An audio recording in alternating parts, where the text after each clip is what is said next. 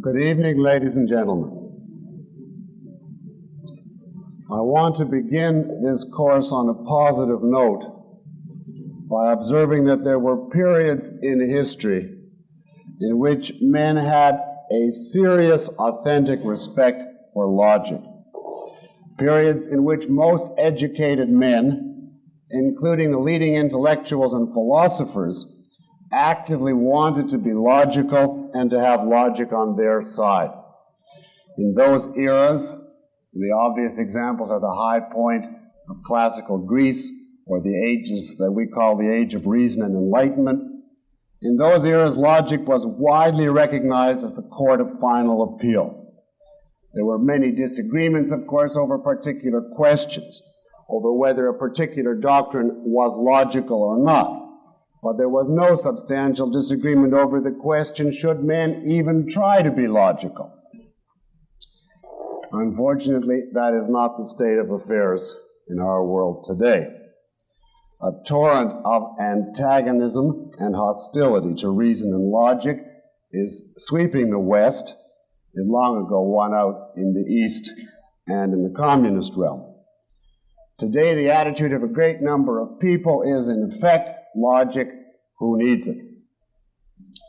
Now, the ultimate source of this hostility to logic lies in the torrent of irrationalism unleashed by Kant and dominating the whole course of 19th century philosophy. But the direct source now is the offspring of this 19th century irrationalism, namely the whole array of today's intellectual movements. Contemporary intellectuals are conspicuous for many attributes, but reverence for logic is not one of them. If you look at philosophy, for example, today, on the one side, there are the avowed opponents of reason and logic, the existentialist, Zen Buddhist, Orientalist axis, who claim openly, more or less, that their views are absurd, and appeal to all sorts of special mystical faculties and capacities, allegedly to validate their views. They appeal to their blood, their bowels, their bones, their hearts, their instincts, their intuitions, their moods, etc., to everything except reasoning. Their attitude, the attitude of that whole axis, is encapsulated in a quotation from a follower and admirer of Henri Bergson. Bergson himself was not an existentialist, but he was very influential on this axis. I'll take a moment to read you this quotation. Quote, "In attempting to describe what we actually know in the abstract logical terms, which are the only means of intercommunication that human beings possess, Bergson is driven into perpetual self-contradiction. Indeed, paradoxical though it may sound, unless he contradicted himself, his description could not be a true one. The object of this book is to show exactly why Bergson must use self-contradictory terms if the explanation of reality which he offers is to be a true one." Unquote. That is about as explicit as you can get. Now, on the other side, there is the branch of modern philosophy which claims to advocate reason and logic. The branch we can call for short the pragmatist, positivist, analyst branch. And what is their viewpoint? Well, that logic is a product of linguistic conventions, that it's a matter of semantics, that the laws of logic are a result of the way people use words, that logic is subjective. Or another variant of this view, logic is simply, it is said, a pragmatic convenience. It's certainly not an absolute. What works today need not work tomorrow. Tomorrow we may have to abandon today's logic and invent a new one. John Dewey, one of the influential fathers of this viewpoint, remarks in his book on logic that Aristotle's logic has worked so well for so long that it is overdue for a change. On all sides, we are told, by this particular axis, logic is arbitrary, it's a social construct, it's a game, etc. A.J. Ayer, one of the leading exponents of this view, states that the laws of logic are true, quote, simply because we never allow them to be anything else, unquote. In other words, they express our linguistic usages. They remain true so long as we want to use words that way, but of course we're free to change. Wittgenstein, the real father of the analyst movement, encapsulates this view in one pregnant aphorism, quote, the propositions of logic all say the same thing, namely nothing, unquote. His point being they are empty, they have no tie to reality, they simply express linguistic conventions. This is the kind of choice that modern philosophy offers. Is logic false and to be shunned, or is it an empty, subjective, social game divorced from life and from reality? Which means, in essence, is logic wrong or is it useless? Now, if this is the choice that people are given, it is hardly a surprise that disdain for logic, antipathy to logic, seeps into and permeates virtually every area of the culture today. If you want an example, look at art today, if you can. And of course it will be clear to you that art long ago became the domain of the irrationalists. Virtually everyone concedes logic is antithetic to art, it's inapplicable to art. Or try something else. Try and speak in favor of logic, and the first question you will be asked is, well, what about emotions? What about man's innate irrational instincts? The Freudians will ask. What about love? Just about everyone will ask, including most psychologists. That is to say, I amend that, I refer only to the psychologists who take enough time off from the study of rats to reach such a concept as love. Logic is irrelevant, even harmful to education, say the progressive educators. We don't want to stuff our children full of formal proofs. That's dry, abstract, irrelevant, uninteresting to the children. Besides, they add, it breeds absolutism. Proofs give the child the illusion that he can know something with certainty. And besides, they add, it's antisocial. We must teach children to adapt to the views of their peers in the community. The proper model of education, I've been told by an advocate of this view, is not an independent mind reaching its conclusions by rigorous logic, but a group of students sitting on the floor with the teacher, voting, in quotes, democratically on how much 2 and 2 is. Meanwhile, say the politicians and the social theorists, and I have in mind here preeminently the conservatives, we have to be careful of logic. It's very dangerous. Russia, they say, is an example of a strictly logical, scientific social system. The American way of life rests on faith in God, and we mustn't upset it by too great an injection of logic. Even science today, the last bastion of reason and logic, is giving progressive signs of disintegration under the weight of the accelerating irrationalism. As one simple example, which many of you undoubtedly have heard, many noted scientists today say that the phenomenon of light, which displays some characteristics of being a wave phenomenon and some being a non-wave phenomenon, proves that the laws of logic are not applicable to reality, and the conclusion they come to is that simply is the answer. Light is and isn't a wave, period. And so it goes in one area after another. Now, the effect of all of this, I've just hit a few high points, on the general public is incalculable. The public is unaware of the technical minutiae of the philosophers, but it absorbs the general implication of this torrent of anti-logic views. And so people begin to wonder, if logic is inapplicable to all these crucial areas of human existence, what is it good for? If logic is just a subjective construct, why should we adhere to it rigorously in our thinking? If logic is just a social convention, why can't we abandon that convention when we feel like it? If logic is arbitrary and irrelevant to life, then who needs it? Now, since this is a course on logic, we better begin by answering this question fully and firmly at the outset in order to lay the base for the entire subject. Let us therefore ask right now, why does man need logic? What is the role of logic in human cognition? Why is it necessary? Why should a man be logical in coming to conclusions? Why should he employ any such method as logic at all to validate his ideas?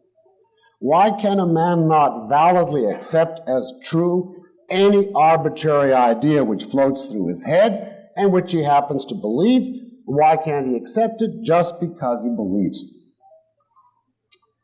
Now, in answer to this question, you must cite two basic facts. One of them from the branch of philosophy known as metaphysics. In other words, the fact pertains to the nature of reality. The other from the branch of philosophy known as epistemology, which is the theory of knowledge, and this fact pertains to the nature of human consciousness. It is the conjunction, the combination of these two facts that gives rise to the need for such a method of validation as logic. And let us take these 2 points in order. The first, the metaphysical point, is what objectivism refers to as the primacy of existence.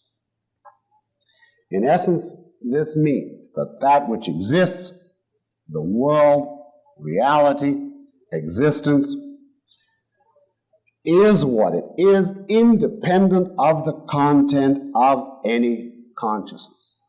Facts, existence, have metaphysical primacy.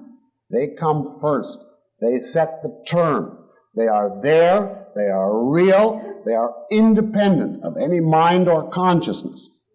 And consciousness, on this primacy of existence view, is nothing more than the faculty for grasping what is antecedently out there, what antecedently and independently exists. Consciousness is simply the faculty of perceiving, grasping, identifying, coming to discover what is out there. That is the primacy of existence viewpoint. The alternative view on this question is called the primacy of consciousness. That would mean that existence was in some sense a byproduct, a creation, a derivative of consciousness. That facts are not independent of people's beliefs, their wishes, their hopes, their dreams, their yearnings, their aspirations, their titillations, etc., but are in some way that facts are created by or derivative from this host of mental phenomena in some way. So that on this sort of view, for instance, if a man believes some idea, that sheer act of his consciousness, the act of believing it, would require that the corresponding fact come into existence. On the primacy of consciousness viewpoint, to put it colloquially, consciousness sets the metaphysical terms. It comes first. It is the primary, and existence simply snaps into line accordingly. Now, if the primacy of consciousness metaphysics were true, there would be no need for any special method for a man to validate his conclusions. The sheer fact that he believed an idea would then be sufficient, because the belief would create the corresponding reality. Now, the primacy of existence is an axiom. According to objectivism, it's the basic philosophical axiom, but this is not the place to go into a discussion of its ramifications. I simply want to observe here in passing that no proof of the primacy of existence is required in this or any other context because it is the presupposition of any rational discussion. If somebody says to you, prove the primacy of existence, his demand is based on the premise that your sheer belief in it is insufficient. And why is your belief insufficient? If you press him, he must finally say, because after all, facts are what they are regardless of what you think. So if you hold a certain view, you have to prove it. And in other words, he has to rely on the primacy of existence even to demand an argument in favor of it. So that we take simply as a fundamental axiom. And that is the first point, why a method of validating one's conclusions is required. Because existence has metaphysical primacy. Because it is what it is, independent of consciousness. Now there is, however, a second point to understand why logic is required. And that is that when human beings enter the realm of thinking, the realm of conceptual cognition, they are fallible. They are capable of error. They are not automatically correct. Now this is not the same point as the preceding. Because even if you grant the primacy of existence, it doesn't follow that every consciousness, regardless of its means or form of awareness, must be capable of error. For instance, in the case of species whose only means or form of awareness of facts is by direct sense perception. In the case of such species, obviously their knowledge is enormously limited, but as far as they go, they are incapable of error. I'm thinking obviously of animals. Now they have no need for logic, nor for any validating method, even if they could understand the subject. An infallible consciousness would not have to validate its content. That it has a certain content is sufficient, because being infallible, it can't go wrong. But human knowledge is essentially conceptual. And as such, it is obviously not infallible and not automatically correct. Now, many of you will recognize that the deeper point involved here is that human consciousness is volitional. Man has free will. And that is the basic reason why human consciousness is not automatic and not automatically correct.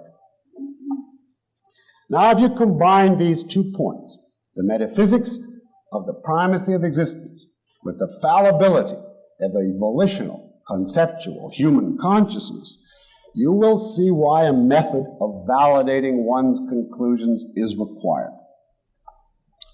You're trying to know existence, to learn facts. And facts are what they are, independent of your consciousness.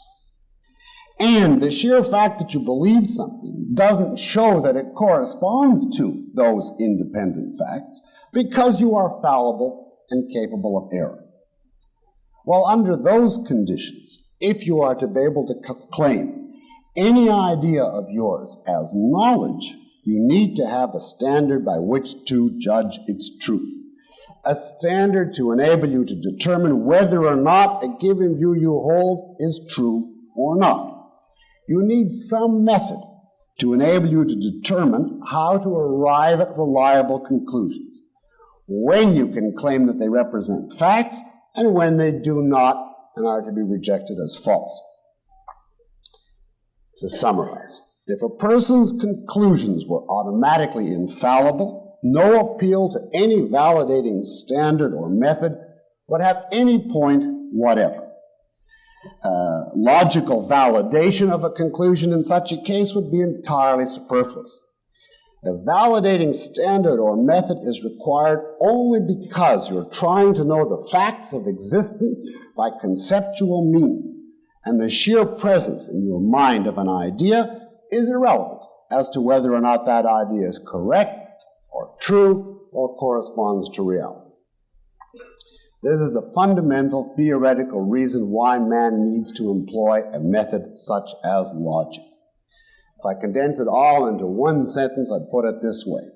Logic is the method by which a volitional, non-automatic consciousness can ensure that its content corresponds to the facts of an independent reality. Did I say that once more? Logic is the method. This is not yet a definition. Logic is the method by which a volitional, non-automatic consciousness can ensure that its content corresponds to the facts of an independent reality. This is why, as a matter of philosophic theory, man needs a method such as logic. Now, there is no conflict between theory and practice. Precisely because logic is the method of keeping man's consciousness in contact with reality. The exercise of logic is the absolute precondition of a man's successful achievement of any value, whether we speak on an individual or a social level. To achieve a value, one must act in reality, which means that one must know the facts one is dealing with, which requires a process of logic. Consider a few obvious practical examples. Take material prosperity. What is the role of logic? The answer is obvious. Remember the Dark and Middle Ages. Those were the centuries when men turned against logic on a vast social scale, when faith in revelations and a wave of illogical superstitions replaced reason. You could take as the symbol of the mentality of that era the famous early church father Tertullian, who uttered his manifesto against reason in the words credo quia absurdum. It was in regard to a certain doctrine of Christianity, and he answered, I believe it because it is absurd. It is certain because it is impossible. This was his way of showing he was having no truck with reason and logic. Now, if you project an era dominated by that mentality, as in essence the Dark and Middle Ages were, you would not be surprised that the results were grotesque poverty, stagnation, brutality, a fantastically low life expectancy, mass illiteracy, and waves of insanity which struck whole towns. A simple comparison of the conditions of life before and after the Renaissance should make clear the role of logic in human life.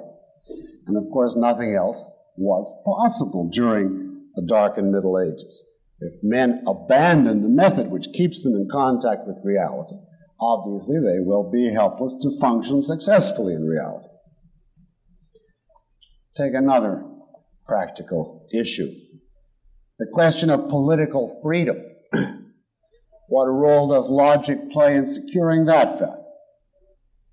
Well, consider the fact that every totalitarian dictator, without exception, conducts a campaign against thought and specifically against logic as a precondition of his rule. If he can undercut the concept of logic in his victims' minds, he has thereby in one stroke wiped out their intellectual independence. He's made it impossible for them to question, to challenge, to argue. He has destroyed their method of thought, severing the connection between their minds and the facts of reality. And the resulting void is his to fill. The dictator's utterances replace reality. His revelations replace facts, and his subjects are reduced to docile, obedient, intellectually helpless zombies, to the precise extent that they do abandon logic and thought. So, for instance, it's not an accident that the communists preach a view of reality according to which it's run by an incredible dialectic process. It's a relevant point for our purposes being only that this means that in their view and according to their ideology, reality is filled with contradictions, and nobody was wronger than Aristotle. The leading communist theoreticians are fully aware of the political purpose of such an assault on logic. Or here, take another example. Who said the following, quote, at a mass meeting, thought is eliminated. And because this is the state of mind I require, because it secures to me the best sounding board for my speeches, I order everyone to attend the meetings, where they become part of the mass whether they like it or not. I mingle the people. I speak to them only as the mass, unquote. The idea being then, you see, that the capacity for thought is supposed to be suspended in an orgy of mob frenzy. That is Adolf Hitler, who consciously, I may say, took his cue in this respect from the Catholic Church. Quote, this is from Hitler, "The Church has realized that anything and everything can be built up, no matter how contradictory or irreconcilable. The faithful will swallow it whole, so long as logical reasoning is never allowed to be brought to bear on it." Unquote. That speaks for itself.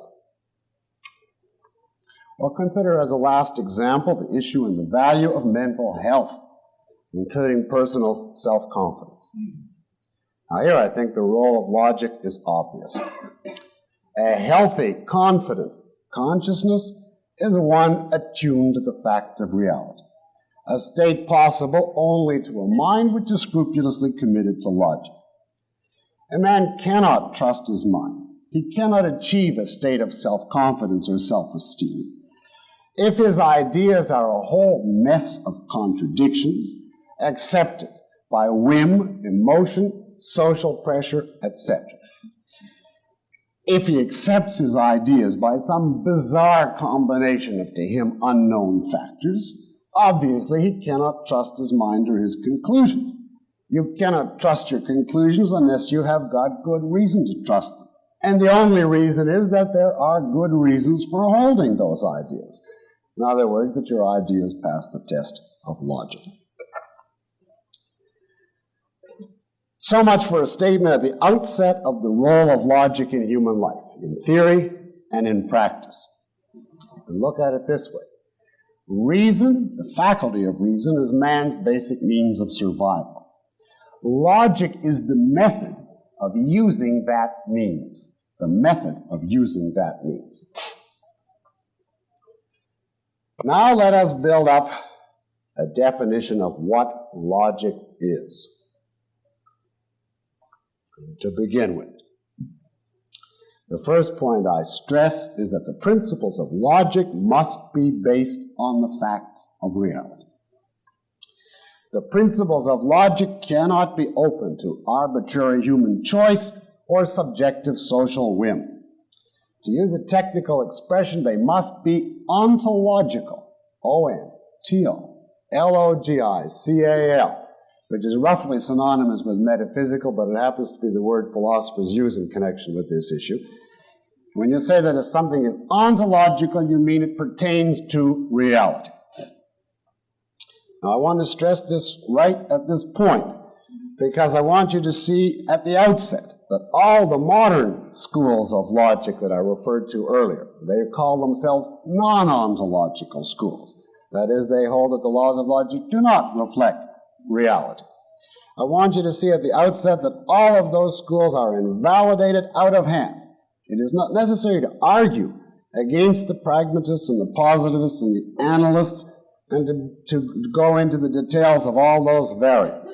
The whole business is false in principle. Why? Well, if you understand our discussion so far about why logic is necessary in the first place, you'll see immediately why only a logic based on reality has any function or role in human cognition. Go back to why a standard such as logic is required. Remember the points, the primacy of existence and the fallibility of a volitional consciousness. And now ask yourself, if this is why a validating standard or method such as logic is required in the first place, then what fundamental condition must it fulfill if the standard is to be able to perform the function for which it's required? And the obvious answer is the standard must be derived from the facts of existence. The principles of our validating method must be facts of reality. In other words, the basic laws of logic must be ontological, must be facts of reality. If the standard were not derived from existence, if the principles of our validating method did not represent facts of reality, but were simply arbitrary creations or products of man, not dictated by facts, not corresponding to facts. If, in a word, the principles of logic were not ontological, then the whole appeal to logic as the standard would be pointless. Then the whole demand for logical proof would simply become irrelevant and unjustified, because then you would have no grounds to assume that adherence to the principles of your validating method would enable you to conform your thought to reality. In other words, in such a case, the whole employment of logic becomes irrelevant to human cognition. Now that's abstract. Let me give you an extreme but concrete example to illustrate this point. I'm happy to say that no philosopher that I have heard of has yet come up with this particular version, but I expect it momentarily. Suppose a person were to adopt what we can call a matriarchal theory of logic. Suppose he were to say the following: man is fallible, he needs a standard. Before you can accept a conclusion as reliable, you must therefore validate it by reference to a certain standard, a standard determined by and emanating from my mother. If my mother likes your idea, it's true. If not, it isn't. So if he were defining logic, he'd say it's the process of identifying facts in accordance with his mother's preferences. And if he published in the journals, he would say the laws of logic are not ontological but matriarchal. Now, if you deign to speak to such an individual, you would answer with some exasperation, look, the reason that I need a validating method such as logic is that I am attempting to know the facts of existence. And you would ask, what reason in the world is there to assume that if I adhere scrupulously in my thinking to a method based on your mother's subjective preferences and test all my conclusions rigorously by this method, they will be any more reliable, any closer to actual fact than if I just dispense with the middleman of your mother and her method altogether and accept anything I feel like arbitrarily? In other words, why not then just revert to the initial situation and accept anything and everything blindly, which is the very situation from which I'm trying to extricate myself. Now, this seems preposterous, this example of the matriarchal theory. But in principle, the situation is not changed one particle. If you say, well, I'm democratic, I don't make it just my mother, but everybody's mothers, and I toss in their fathers and uncles and second cousins too. In other words, society. And if you make that the validating standard or generator of logic, you have the same situation as if you just took your mother.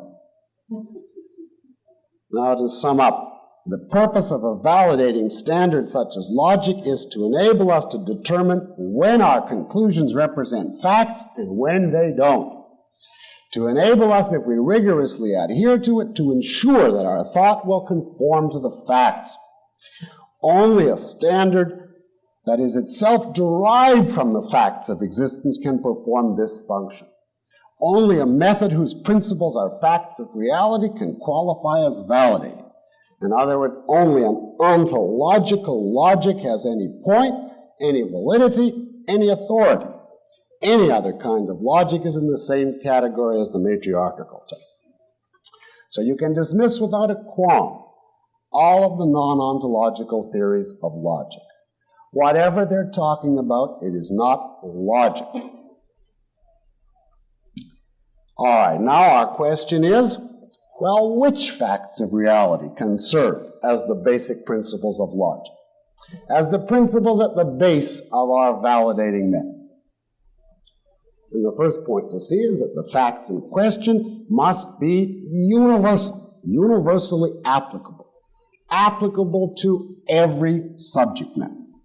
Because we are looking for the principle of a method which will guide us no matter what subject matter we're considering. Past, present, future, mental, physical, choose, shift, cabbages, rich men, poor men, beggar men, thieves, art, love, politics, astronomy, you name it. So we need then a fact or a principle inherent in everything which exists.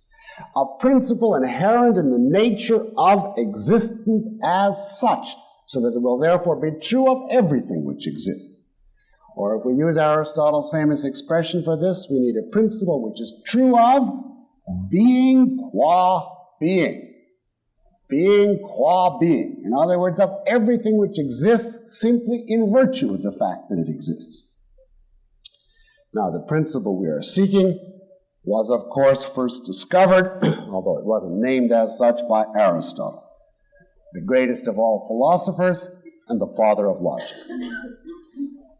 To this audience, I'm afraid I cannot build up any further suspense as to what it is, although in classes at school you make a production of it. But you, I know, are already familiar with it. I mean, of course, the law of identity. Everything which exists is something. It has a nature. It has properties which make it what it is. It has an identity. It is what it is, or put it in symbolic terms, A is A, where A stands for anything. The universe is the universe, a peach is a peach, a genius is a genius, a dream is a dream. The law of identity is the fundamental law of reality. Insofar as your thinking is in accordance with the law of identity, it is in accordance with reality. Insofar as your thinking departs from, or conflicts with the law of identity, it departs from reality and invalidates itself. So at this stage we could say logic is simply the method of thinking in accordance with the law of identity. But now we have to be more specific. What does thinking in accordance with the law of identity consist of? How do we know when we are or are not in accordance with it? To which question Aristotle said, there is one fundamental type of error by which men can violate this law. One fundamental sin in thinking which we must shun if we are to adhere to A is A. And that is, we must never hold about anything that it is A and non-A. We must never hold about anything it is and it isn't. Or to use the term that's of course widely known for this, we must never hold contradictions. A contradiction would be a claim that something is and isn't so, that something is A and non-A. Now, what is wrong with contradictions? And the answer is, if you hold a contradiction, you deny identity to the subject matter you are discussing. A contradiction is a violation of identity. Now, the simplest way to see this is the example I often give to students who are very concerned with the grade they're going to get in the course. So I tell them, consider this example. You've just written your final exam and I've graded it, and you ask what the grade is, and I say, you've got a grade of 75. And the student sighs with relief that he passed respectably, and I say, but I left out one thing. Your grade is also not 75. Now he's baffled. And the first thing he says is, well, you mean you graded the paper twice? And the first time it was 75 and the second time it wasn't. I said, no, I only graded it one time only. And it was both 75 and it isn't 75. And he says, well, you must mean from two different perspectives in two different respects. Like if you use one set of standards, it's 75 and the other not. Now I say, no. The same time, the same respect, the same standards, everything the same. It is and it isn't 75. Now, the student says, perfectly logically in such a case, but then I didn't get any grade at all. This 75 annihilates the non-75, and the non-75 annihilates the 75, and you may as well have said nothing whatever. You gave me no grade. My grade has no identity. And that, of course, is the point. The point is, a contradiction is a violation of identity. And therefore, when we say you cannot advocate contradictions, the ground for that is simply everything which exists is something.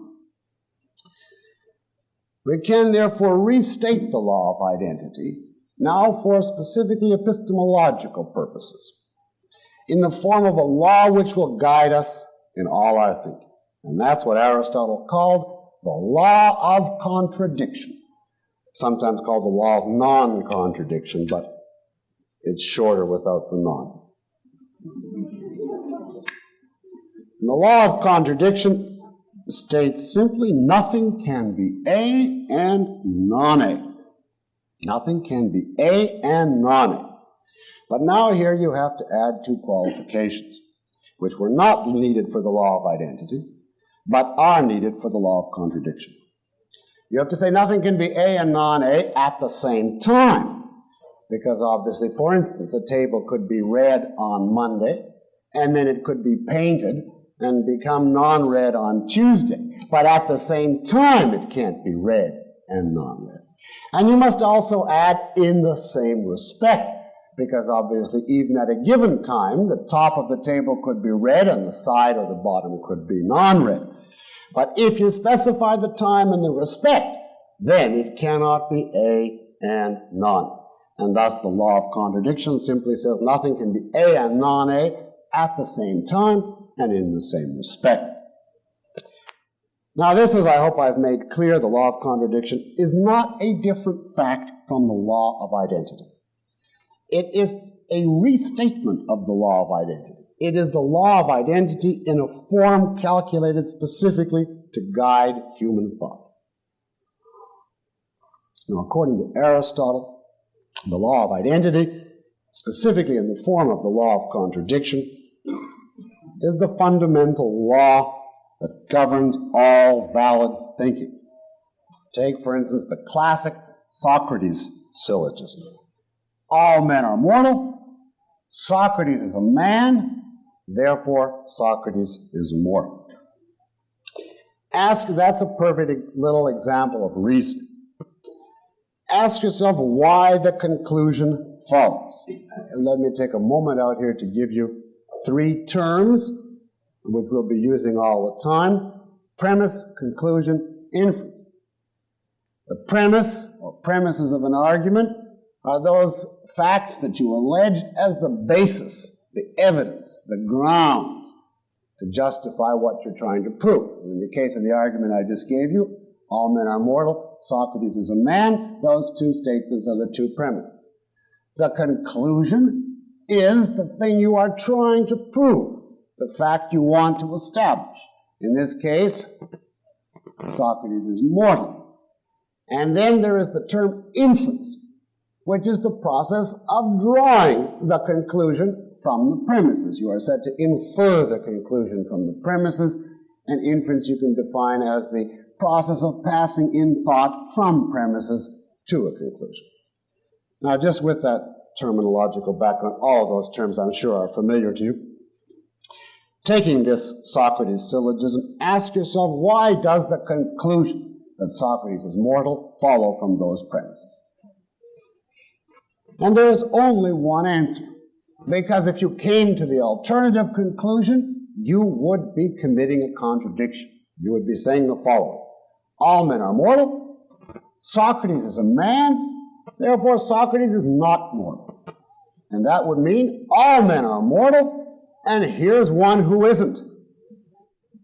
Which would be, something is so, and it isn't so.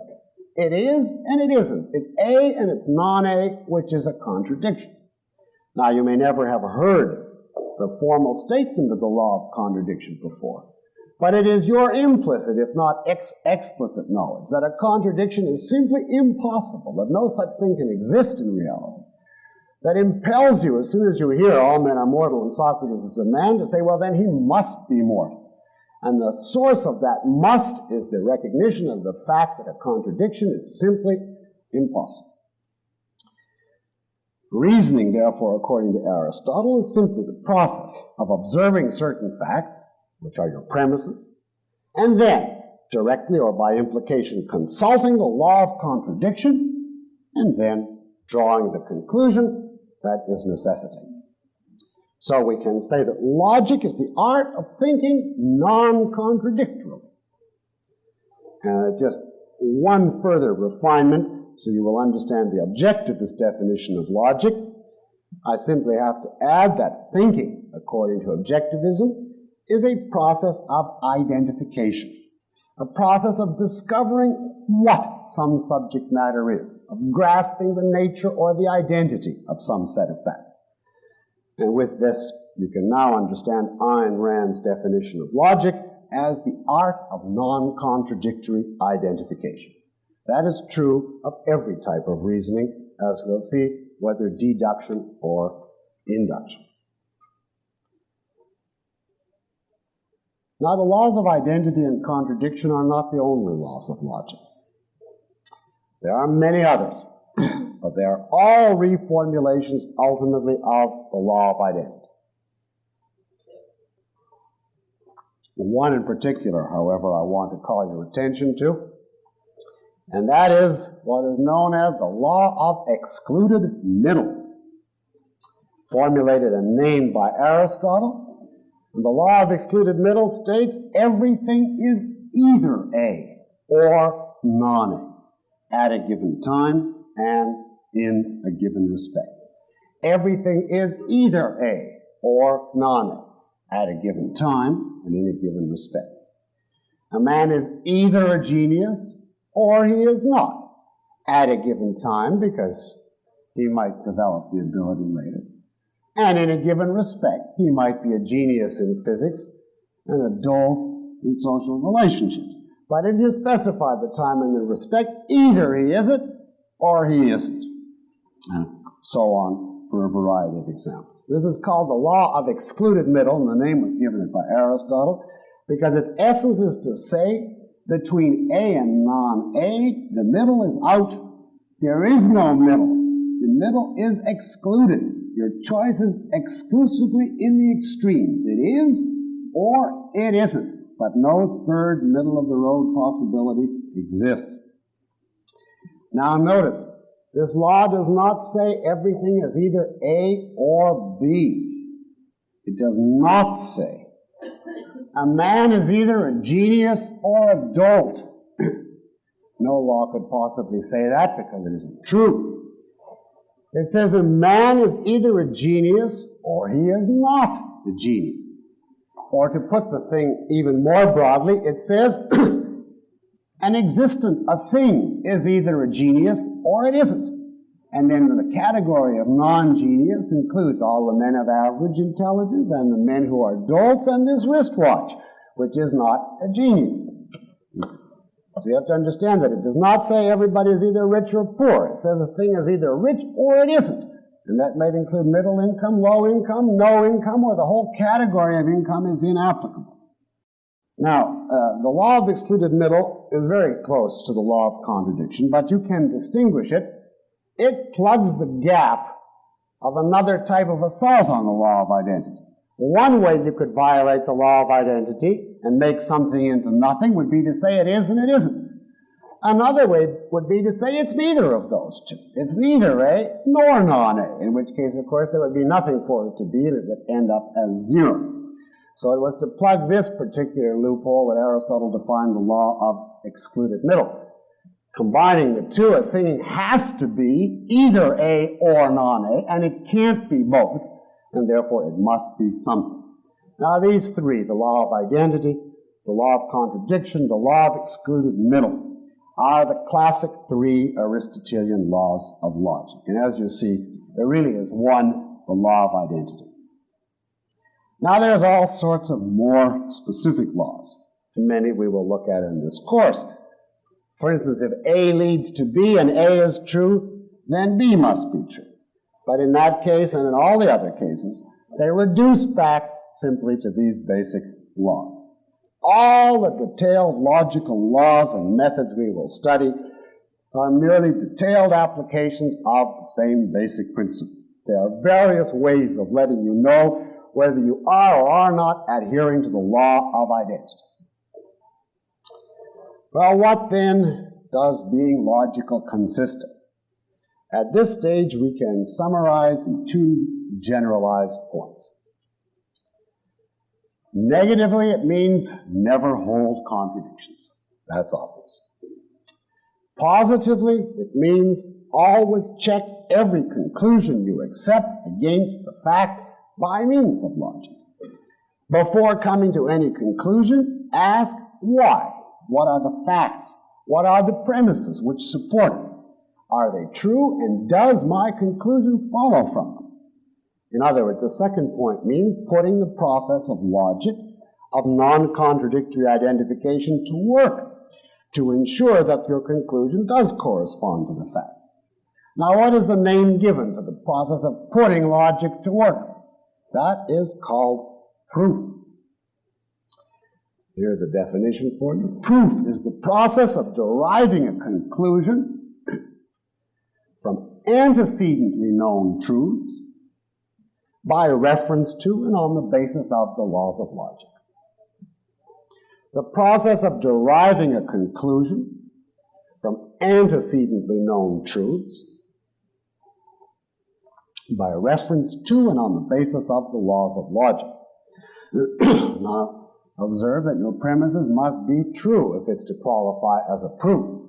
If I point to you in the front row and say, premise 1 is you are an apple, and premise 2 is you are a peach, and premise 3 is you, pointing to a third person, are a banana, I can logically draw the conclusion that the front row is populated with a fruit salad. But that is not a proof. So if your premises in any given argument are not true, they in turn must be proved. What is the ultimate foundation? The direct evidence of the senses. The direct evidence of sense experience. And therefore, if you wanted a full, formal definition of proof, you would have to say something on this order. Proof is the process of deriving a conclusion step by step from the directly given evidence of the senses, each step being taken in accordance with and on the basis of the laws of logic. If you start with sensory evidence and step by step your reasoning is guaranteed by the law of identity, at the end you can claim, I know, I have proof. What is the opposite of proof? That is putting something forth arbitrarily.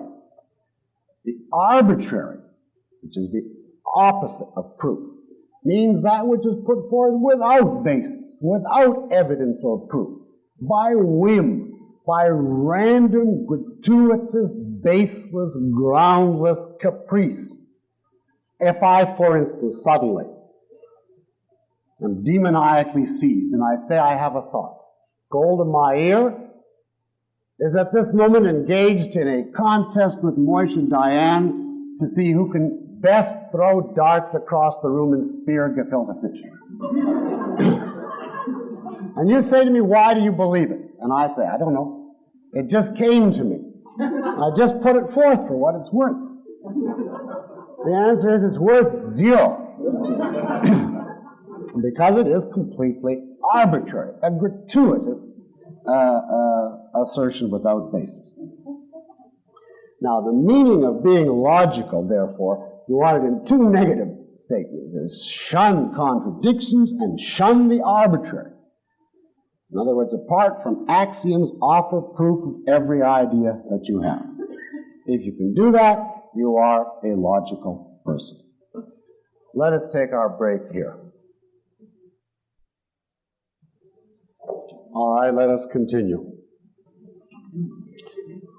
Now, since our purpose this evening is introductory, to get clear the philosophical foundations of logic, it's worth spending a few minutes on 2 false philosophic doctrines that are particularly relevant to the issue of logic. Each of these doctrines represents a direct attack on logic and each can be easily unmasked on the basis of what we've said so far. The two doctrines I have in mind are mysticism and subjectivism. And let us look first at mysticism. The definition of mysticism is as follows. It is the view that a knowledge of reality is possible by means other than logic based on sense experience. The view that knowledge of reality is possible by means other than logic based on sense experience. In other words, it is the belief in some non-sensory, non-rational means of knowledge. What means? Well, the answers given by mystics are endless. Revelation from God, intuition, faith, hunch, a trance mediated by laughing gas through LSD, instinct. One existentialist recommends boredom.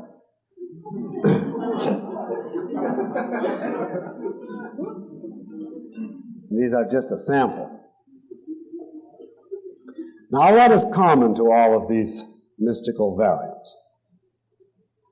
In fact, there's only one thing common to them, which is what the mystic actually does appeal to, and that is emotion, his feeling. You can see this if you ask, how do you know, for instance, what is a true revelation as against a false pseudo-revelation? And the only ultimate answer to that question is, if you get the real goods, you just feel it. You feel that this is really the true one as against a pseudo one. What do you do if your hunch, to take that variant, contradicts somebody else's hunch? If you are a full mystic, you say, I just know that my hunch is better. I feel that my hunch is superior to his.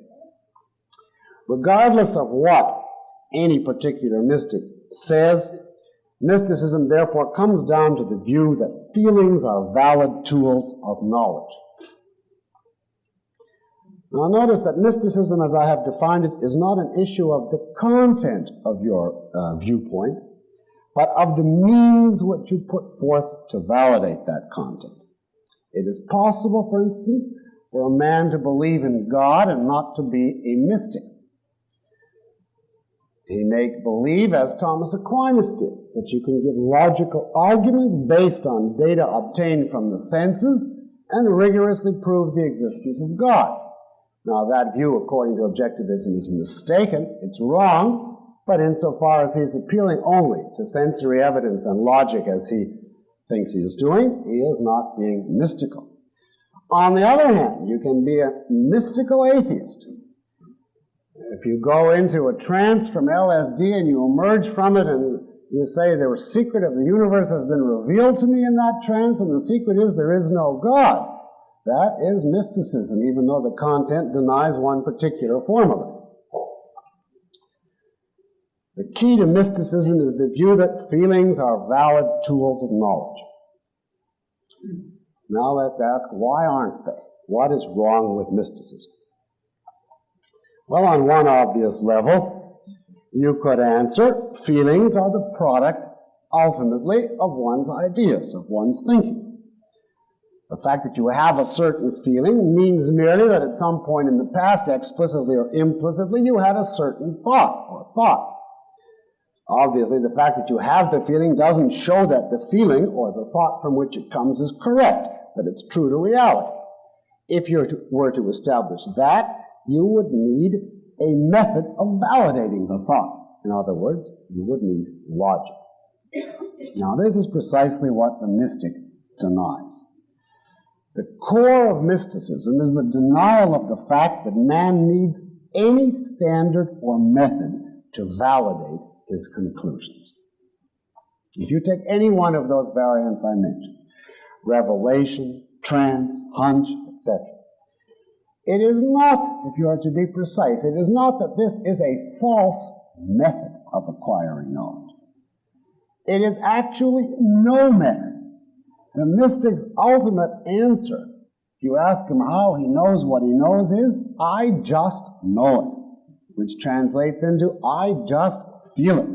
I had the blinding flash, and that's it. And in this connection, the famous mystical statement is very illuminating.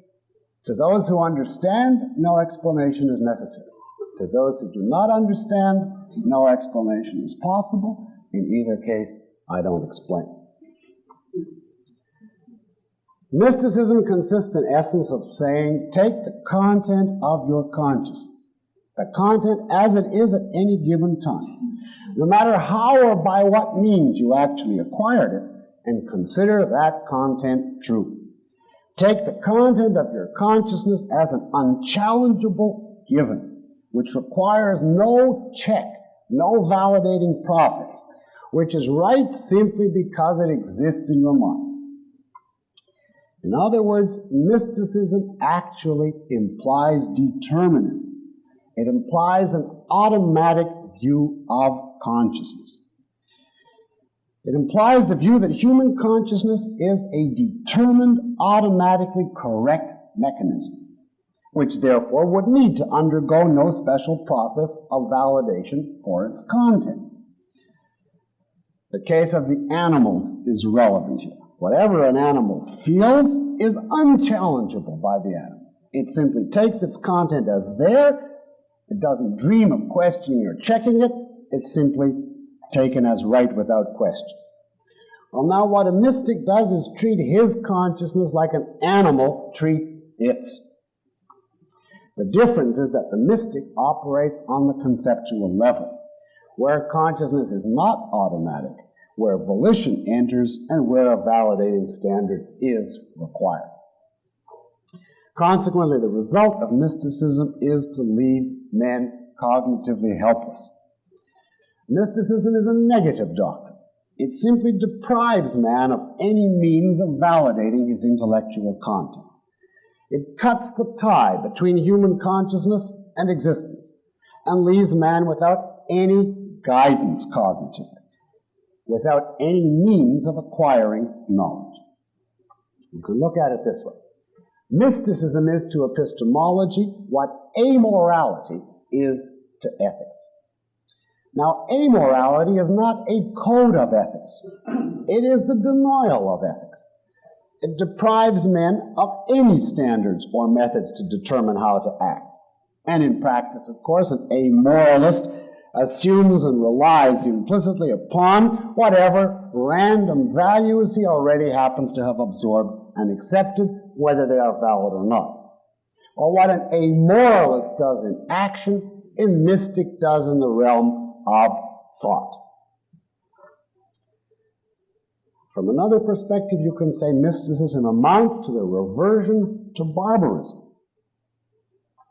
Prior to the Greeks, prior to Aristotle, prior to the time when logic was defined, people were by default effectively in the position of mystics, as apart from such logic as they used without being consciously aware of the issue.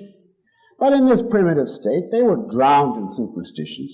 They were helpless to know how to challenge their confusions, how to straighten out their thinking, how to conform it to reality, because no method had been defined.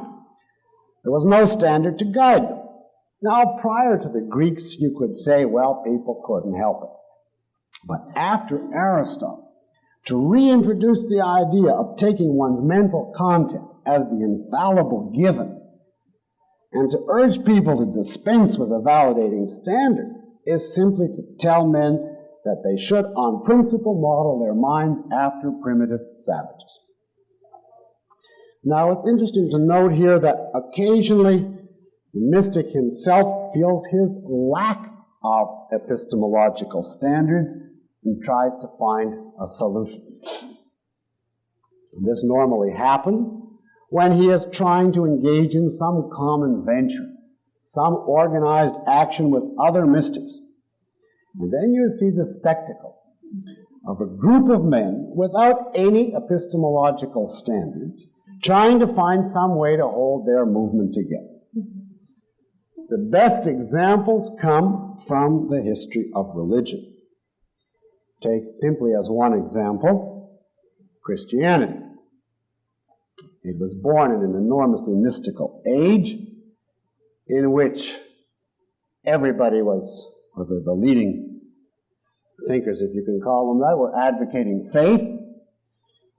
And in that cultural atmosphere, you would be surprised at the rate of revelations. They were coming in thick and fast. Everybody and his brother were having them. They had no standard by which to determine what is a true revelation and what is not. And the result is, the religion was in grave danger of falling apart into a whole host of competing sects, each insistent that it had the true Word of God. They felt desperately the need for some standard to say which revelations are really correct and which are not. And of course the standard could not be logic. And so the device that they fell back upon was a meeting periodically of the appropriate church officials to put the imprimatur, the stamp of approval on certain doctrines, collect them all together into a sacred text, which we now know as the Bible, and say, thus far and no further. Whatever is in here is correct, and the age of revelations is now finished. And of course, I don't mean to discriminate against Christianity. All the rest developed the same way, and this is the reason for such a thing as a Torah, Quran, etc. The sacred text is to a religion what logic is to a rational man. It's his standard for measuring intellectual content, for putting limits on what is and is not acceptable. And this is the reason why science does not require a sacred text, because it has a method, whereas religions do. Now, I assume it's unnecessary here to comment on sacred texts as an epistemological standard. If you have any doubts, just read one.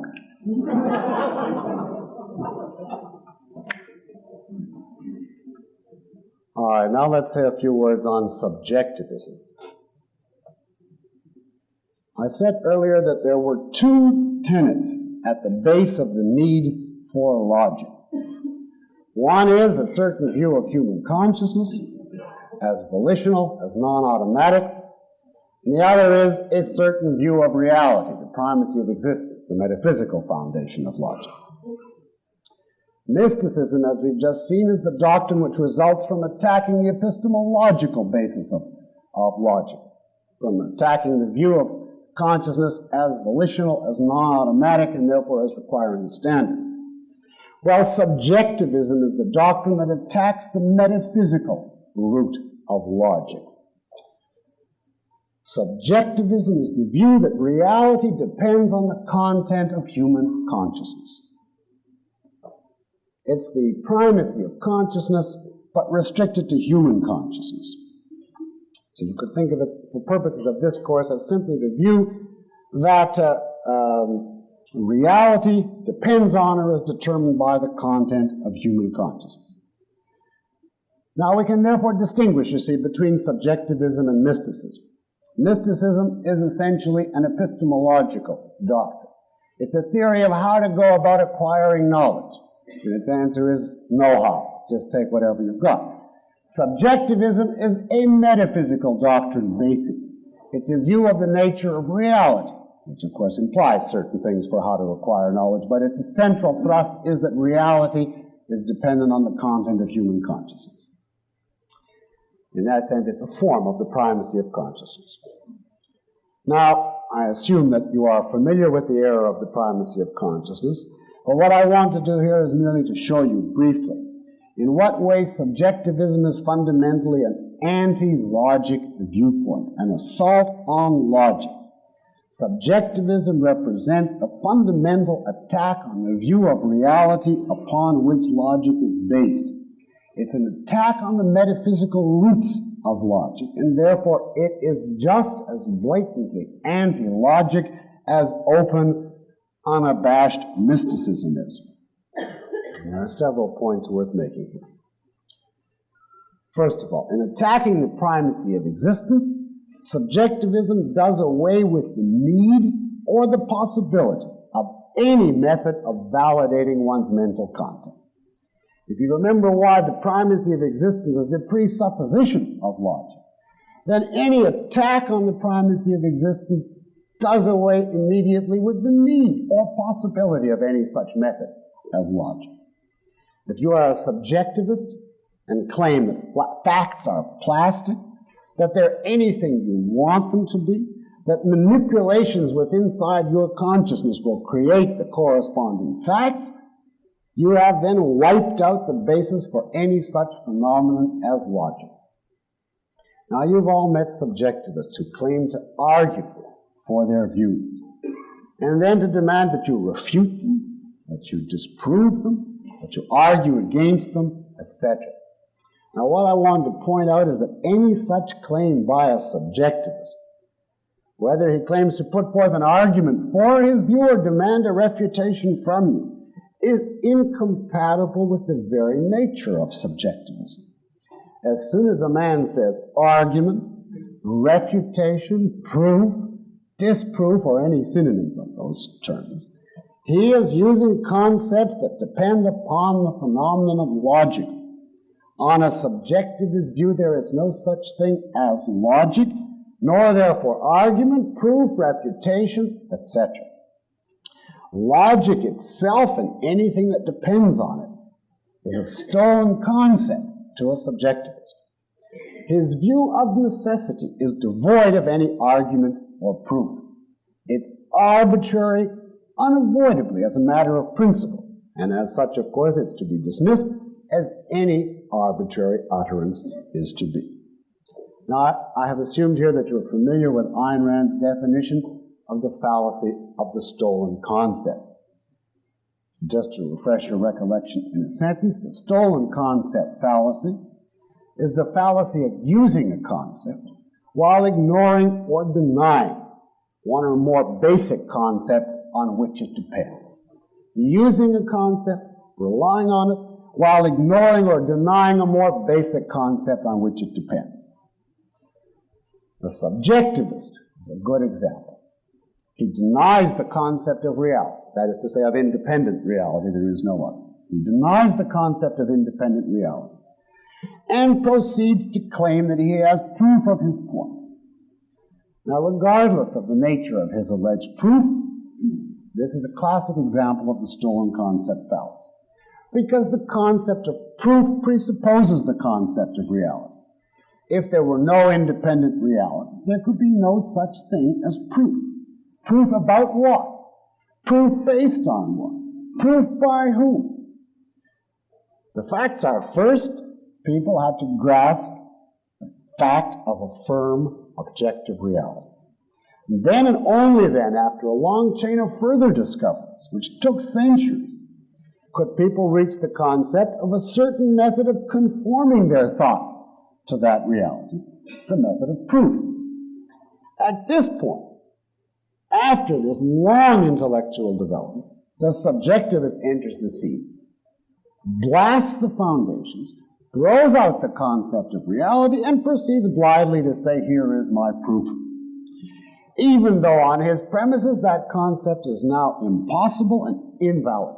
Now that is the stolen concept. You see, he's stealing it. He has no cognitive, no epistemological right to that concept on his premises.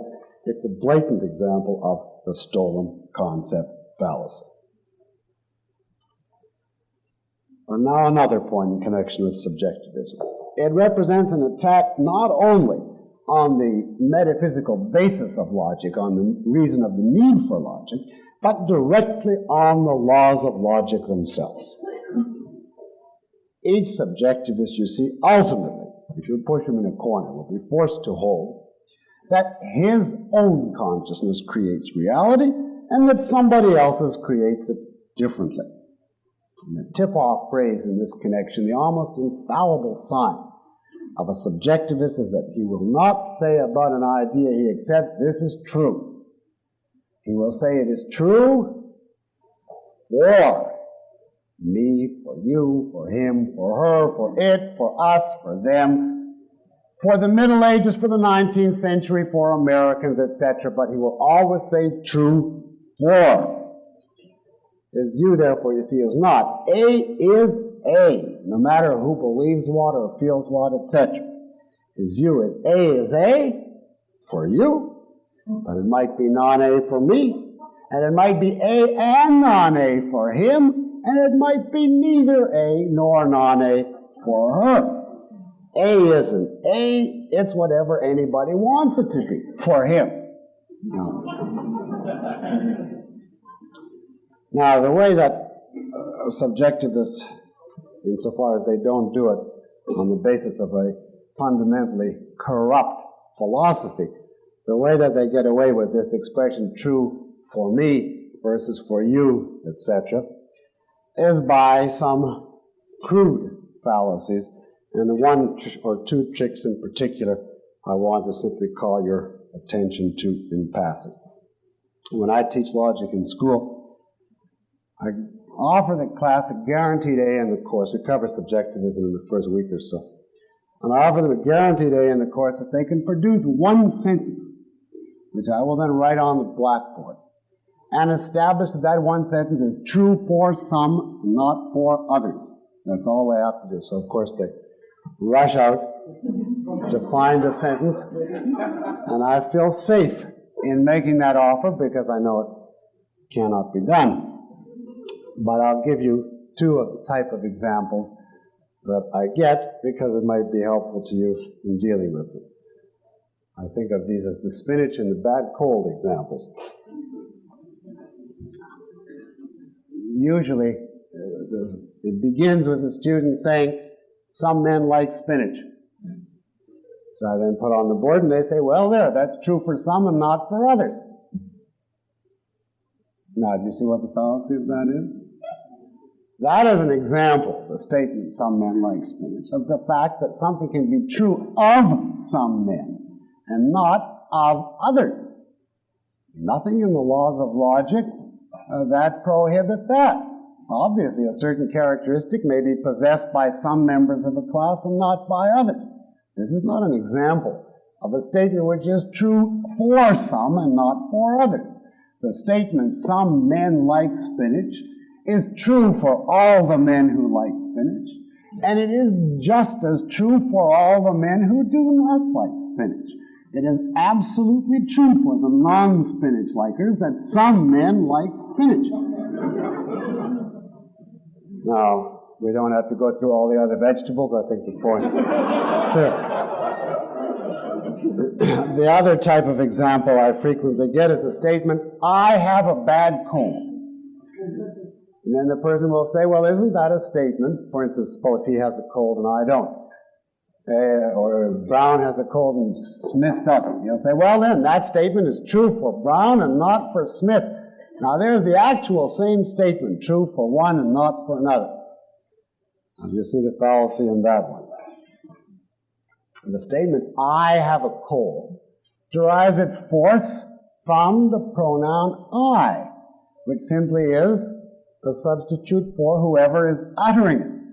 When Brown says, I have a cold, the statement means Brown has a cold. And that statement is true for everybody. Brown and all the non-Browns in the world, whether they do or don't have colds. If he has a cold, it's true for everybody that he has one.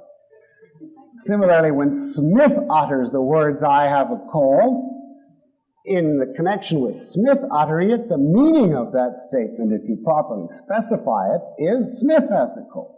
And that statement is true for everybody, Smith or non-Smith, cold or non-cold. Now, the illusion that you have here, a statement which is true for some and not for others, derives from the fact that the statement is improperly or incompletely specified. You simply take a form of words in this case, not realizing that the full meaning has not been stated, and therefore you switch the meaning of the statement from one case to the other and think you have a statement which is true for some and not for others. If, however, you clearly specify the actual meaning of a statement, it is impossible to come up with any statement which is true for some and not for others, for the simple reason that A is A. If something is so, it is so, and it does not vary from person to person. Therefore, the first thing you should do in order to assimilate the law of identity, if you haven't already, is do not say true for. If it's true, it is true. It corresponds to the facts, or it does not. It can't do so for some and not for others. That's the tip-off of a subjectivist. All right, let us sum up this point on mysticism and subjectivism. Mysticism deprives man of any method of validating his thought. Subjectivism deprives him of any firm object about which to think.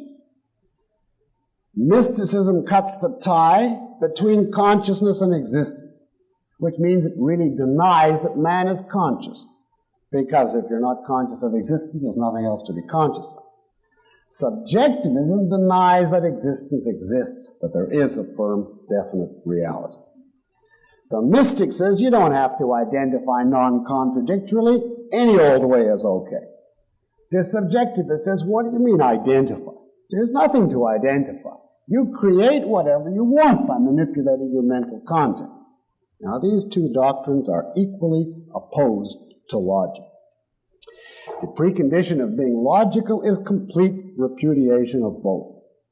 Logic implies a commitment to give proof, which means the complete abandonment of mysticism. And it implies a commitment to objectivity, which in this context we can define as simply the recognition of the primacy of existence.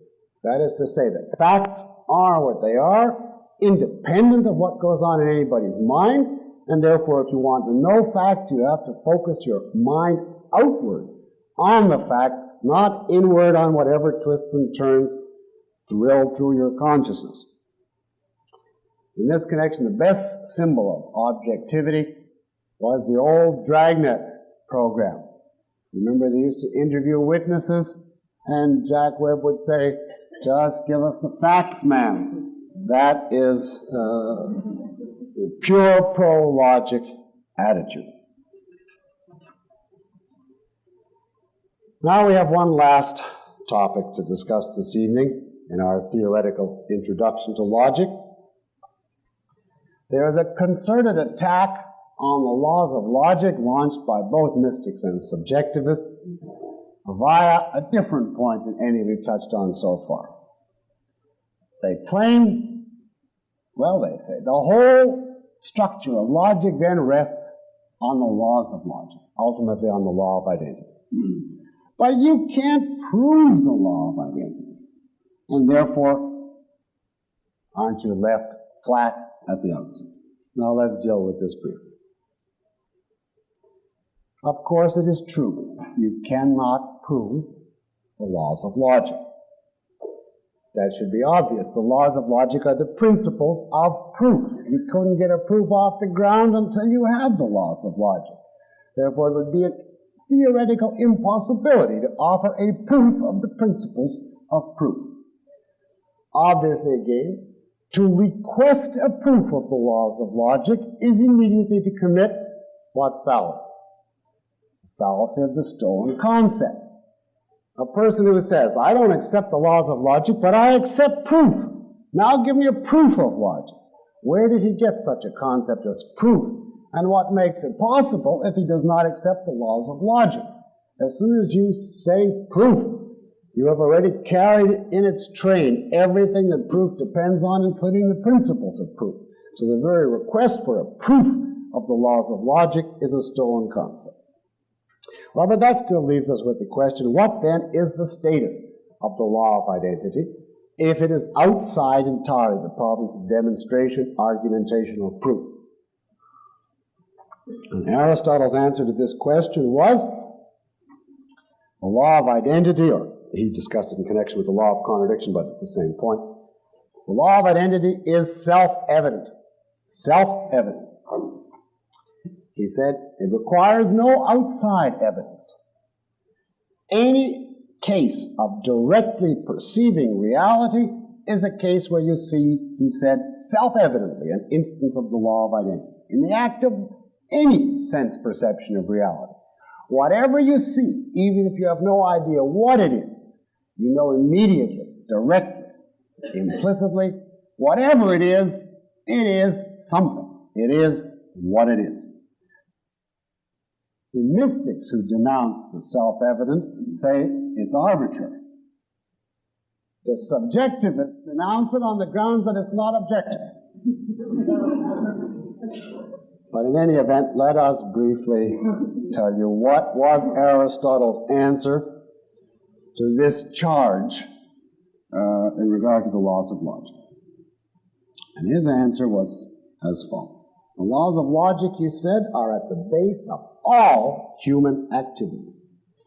They are at the base of reasoning, of the sheer act of speech, of uttering a single sentence, of any voluntary action a person takes. Let's first review that much. Why? Why are they at the base of reasoning? We've already seen that.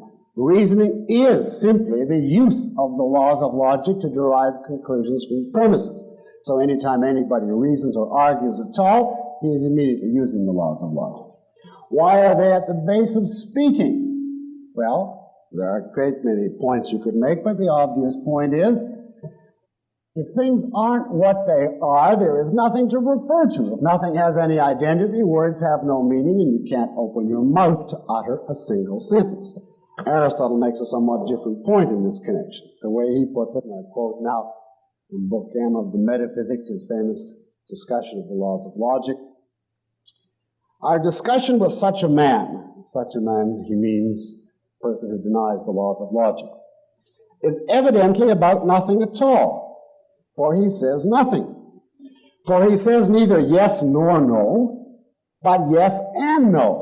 See, he advocates contradictions, so he's like the 75 and not 75. He says yes, he believes it, and no, he doesn't. And Aristotle goes on and says, and again he denies both of these and says neither yes nor no, for otherwise there would already be something definite. You see, the advocate of the opponent of the law of contradiction won't commit himself to any A being A, to anything being definite. So he says yes, no, but not yes, and not no. So Aristotle summarizes like this. One who is in this condition will not be able either to speak or to say anything intelligible. For he says at the same time both yes and no. I'll think it and I won't think it, you see. And Aristotle adds, therefore, quote, and if he makes no judgment but thinks and does not think indifferently, what difference will there be between him and a vegetable? Unquote. So the law of contradiction is the acceptance of laws of logic, of law of identity, is a precondition of all reasoning, a precondition of speech, and, as Aristotle points out, a precondition of any deliberately initiated action. And he has a very clear passage on this. Quote, for why does a man walk to Megara and not stay at home when he thinks he ought to be walking there? Why does he not walk early some morning into a well or over a precipice if one happens to be in his way? Why do we observe him guarding against this? Evidently because he does not think that falling in is alike good and not good. Evidently then he judges one thing to be better and another worse. And if this is so, he must also judge one thing to be a man and another to be not a man. One thing to be sweet and another to be not sweet. For he does not aim at and judge all things alike. When, thinking it desirable to drink water or to see a man, he proceeds to aim at these things. And yet he ought, if the same thing were alike a man and not a man. But as was said, there is no one who does not obviously avoid some things and not others. Therefore, as it seems, all men make unqualified judgments. Unquote. And you see, his argument is that's a precondition of any action that you take. Now, of course, he had in Greece the same mentality that we have today, who would come back and say, well, this is simply a convenient assumption that we make for practical necessity, but it doesn't represent true knowledge. The Greek way of putting that would be to say this is simply opinion, not knowledge. So Aristotle covers that in the following aside.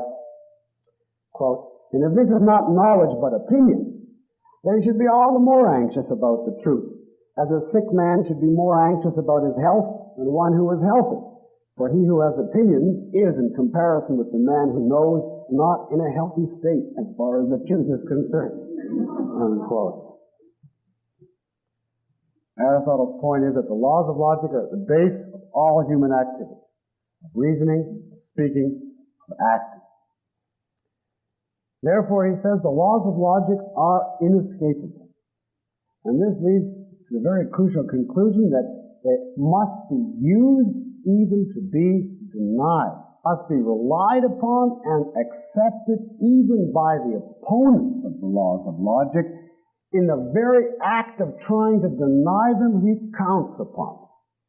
Now, Aristotle discusses this point at length. I will make up a brief paraphrase so as not to read a long text from him, but which will contain the essence of this point. Imagine a conversation between a skeptic, i.e. someone in this connection who denies the laws of logic, and Aristotle. And it would take place approximately on the following pattern. The skeptic comes in and says, I deny the laws of logic. And Aristotle says, I'm happy to hear that you are a champion of logic. The skeptic says, you misunderstood me. I oppose the laws of logic. Completely opposed to the law of identity.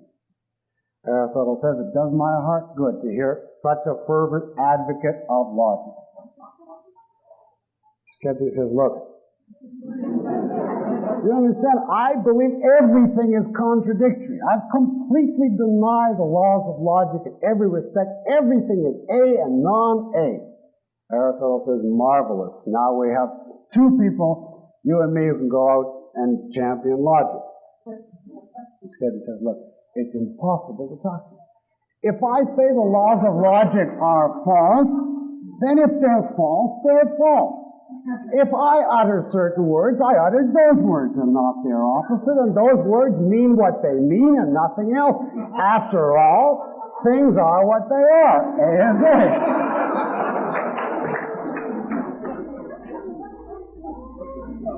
Now that is known as the technique invented by Aristotle of reaffirmation through denial. Reaffirmation through denial. In other words, in the very act of denying the laws of logic, you are constrained to reaffirm them. They come back to get you. You cannot even deny them without accepting them, which simply illustrates the fact that all knowledge, speech, reasoning, thinking presupposes the laws of logic, so that even the opponents of those laws must use them to utter their position. In this sense, the laws of logic are truly inescapable. As the self-evident base of all cognition, they are presupposed in any utterance, including any attack on them. Now, this is a very brilliant technique devised by Aristotle, but I'd like you to note before we leave it that it is not a proof of the laws of logic. For the reasons we've already mentioned, there is no such thing as a proof of the laws of logic. Therefore, even this brilliant technique of reaffirmation through denial leaves a loophole to the irrationalist if he wants to take advantage of it. Because he can say, and some of the more sophisticated ones do, well, you yourself were presupposing the law of identity by speaking, and I don't accept it. And therefore the whole reaffirmation through denial argument itself presupposes the acceptance of the law of identity, and I don't. Now go ahead and do something to me. And the only answer is you cannot speak to such a person. If he is an avowed, explicit advocate of absurdity, like Tertullian, whom we cited, there is nothing you can do and nothing you should do. The law of identity is truly self-evident. The value of the reaffirmation through denial technique is only for a certain type, namely the type that thinks he can be rational and still not accept the laws of logic. Now that type you can show that he is bizarrely contradicting himself if he rejects logic, that he has to accept it even to reject it. But if he's openly pro-Erasmus and says, well, so what? That's just another contradiction. Do something. You cannot say anything. You must leave such a person to his own devices. And in fact, you merely sanction him if you attempt to argue further with him.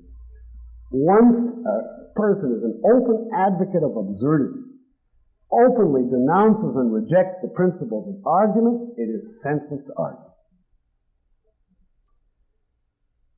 All right, that concludes the theoretical points I wanted to make this evening. You know now in general terms what logic is, why it's necessary, and what's wrong with certain of the major attacks on it and on its necessity. Now let's say a few concluding words about what this course on logic consists of. Now a course on logic is really a series of pointers accumulated over the centuries, very heavily derived from Aristotle himself, a series of pointers as to how to perform accurately the process of non-contradictory identification. So it's a course on methodology, not on content. It's not on physics or psychology or chemistry or astronomy. Its object of study is the process of logical validation itself, no matter to what content or subject matter that process is applied. Now, the major topics in any such course are the two fundamental types of reasoning, the two fundamental types of inference, deduction and induction. Each of these types can be performed validly or invalidly. To give you just an example, without going into the theory at this point, if I say all men are mortal, all pigs are mortal, therefore all men are pigs, that is deductive reasoning, but very bad deductive reasoning. If I say this Chinaman is a laundryman, and this one is, and this one is, and after seeing four of them I say therefore everyone Chinese runs a laundry, that is induction, but it is very bad induction. And so the question, of course, on logic does is ask, when is deduction or induction valid, and when is it not? And it attempts to formulate an abstract statement of the proper laws governing each. And from this point of view, logic as a branch of study is often defined as the science of valid inference, the science of valid inference. Now, students frequently ask, well, is logic an art or a science? And the answer is it is both, and can be defined either way, and it depends on which perspective you're looking at.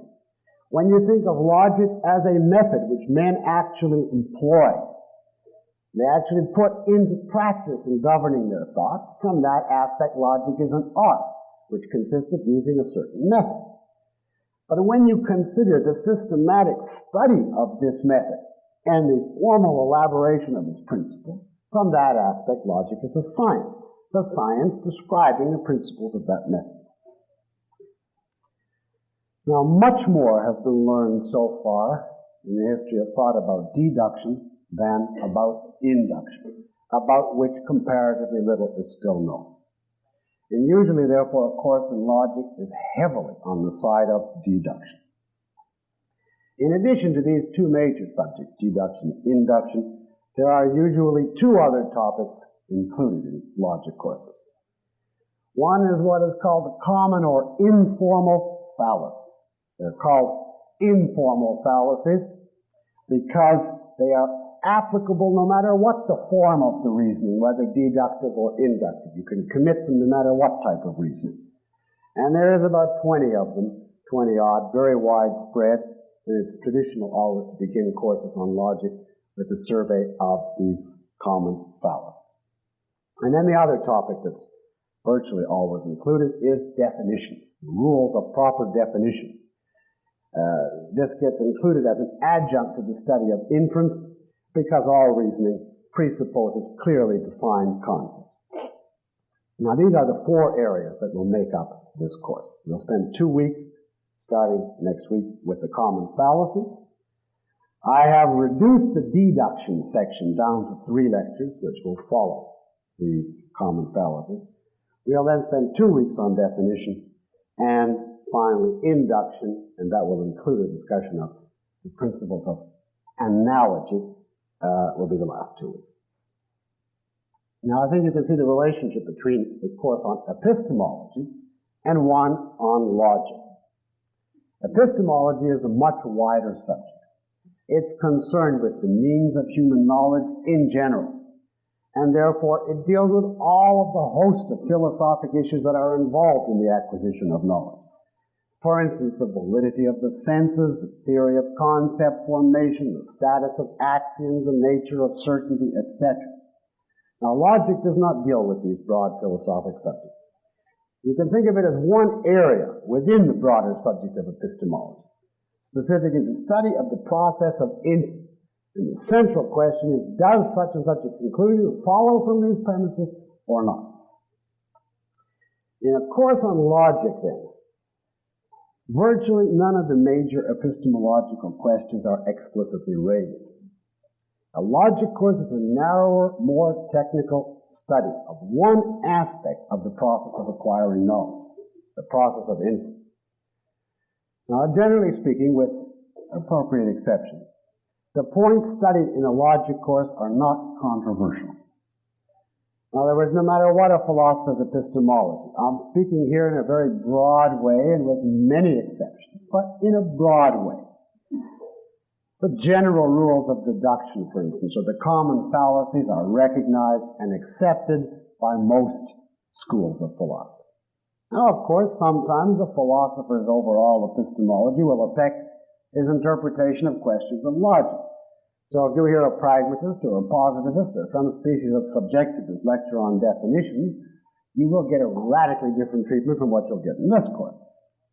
But on the whole, there is a body of logical material on which there is fairly widespread agreement among philosophers, and that is what a course on introductory logic concentrates on. So I want to make clear to you now that this course, the one we're talking about, this course, is not a course on objectivism and not a course on objectivist epistemology. Now, occasionally I will have to refer to certain principles of objectivism in order to explain various points. But on the whole, we will not be discussing objectivist ideas. You've had this evening just about as much objectivism as you're going to get in this course. Now, needless to say, objectivism agrees with what I'll be presenting, but so do most other philosophers today. After tonight, the content, with certain exceptions, will not be distinctive to objectivism. I want to make this point clear here, because I hope that no one has enrolled on the premise that this is a course on objectivism, which it is not. I tried to make that clear in the brochure by saying that I would cover the standard topics taught in introductory college courses in Aristotelian logic. And I want to give you one more warning in advance, so as not to oversell you. In a course on logic, the material is uneven. Some of it I regard as valuable and as actually very helpful in promoting clear logical thinking. Some of it, however, I regard as almost too obvious to require discussion. There is a regrettable tendency among logicians, and you could even point to certain elements in Aristotle, but he was virtually guiltless in this respect, but among other logicians, there is a regrettable tendency to take obvious common sense points and dress them up in mathematical symbols or fancy technical names for no reason other than to appear scientific. Now, from this point of view, a disillusioned student of logic once defined it as the subject in which horse sense is made asinine. Now, I am going to do everything I can to play down that element in this course and focus on the material which is not in that category. But there is a little, and I would like you to know that. Now, it's normal in introductory logic courses to divide the course about 50-50. 50% presentation of theory, 50% concrete exercises which illustrate the theory and give the class the opportunity to get some practice in spotting actual fallacies in particular cases. And I am going to follow this standard procedure. Now, I have prepared myself a little booklet in which I have made up several hundred examples of the various errors, the fallacies, and the types of arguments that we will be discussing. Next week, each enrolled student will receive a copy of this booklet. Needless to say, there will be no charge as part of the course. After each lecture, having covered certain theoretical topics, I will assign the relevant sections of this book for homework and then take up the answers in the subsequent session. And I hope that those enrolled will find this combination of theory and practice illuminated. So let me add here that if you're going to get the full benefit out of the course, please try and remember this. It will be necessary for you to bring this booklet to class each week. And also, let me say, to bring a notebook and a pen or pencil. We will not have a blackboard during this course, and there are several things you will have to be able to see before you in written form, in which I will dictate. Not too many, but some. And if you don't have a notebook, you will be unable to do the exercises or even to retain the theory. All right, next week we will begin with our first subject, the common fallacies. Until then, thank you.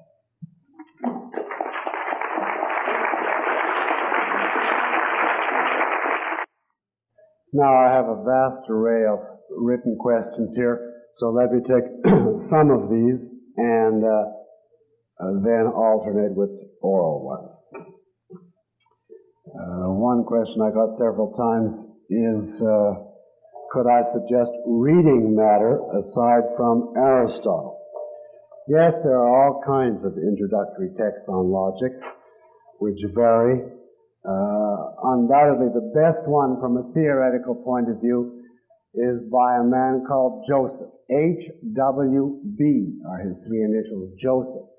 It's called Introduction to Logic, or Logic and Introduction. All these books have the exact same title, Introduction to Logic. And it is a thorough, systematic presentation of the Aristotelian theory of logic. It is not by any means at every point in agreement when it extends itself into broader theory with objectivism, but it is the best single book on the Aristotelian theory of logic. A more practically oriented book, which has exercises and so on, is unfortunately out of print, but it's the best one I have found. So if you can get it, it is of value in taking the topics that we will be covering, explaining them very simply, although it's not nearly as theoretical or profound as Joseph, and that is by Lionel Ruby, R-U-B-Y. The last that was imprinted was in its second edition, and it's also called Logic and Introduction, or Introduction to Logic, something like that. There are a vast number of other books.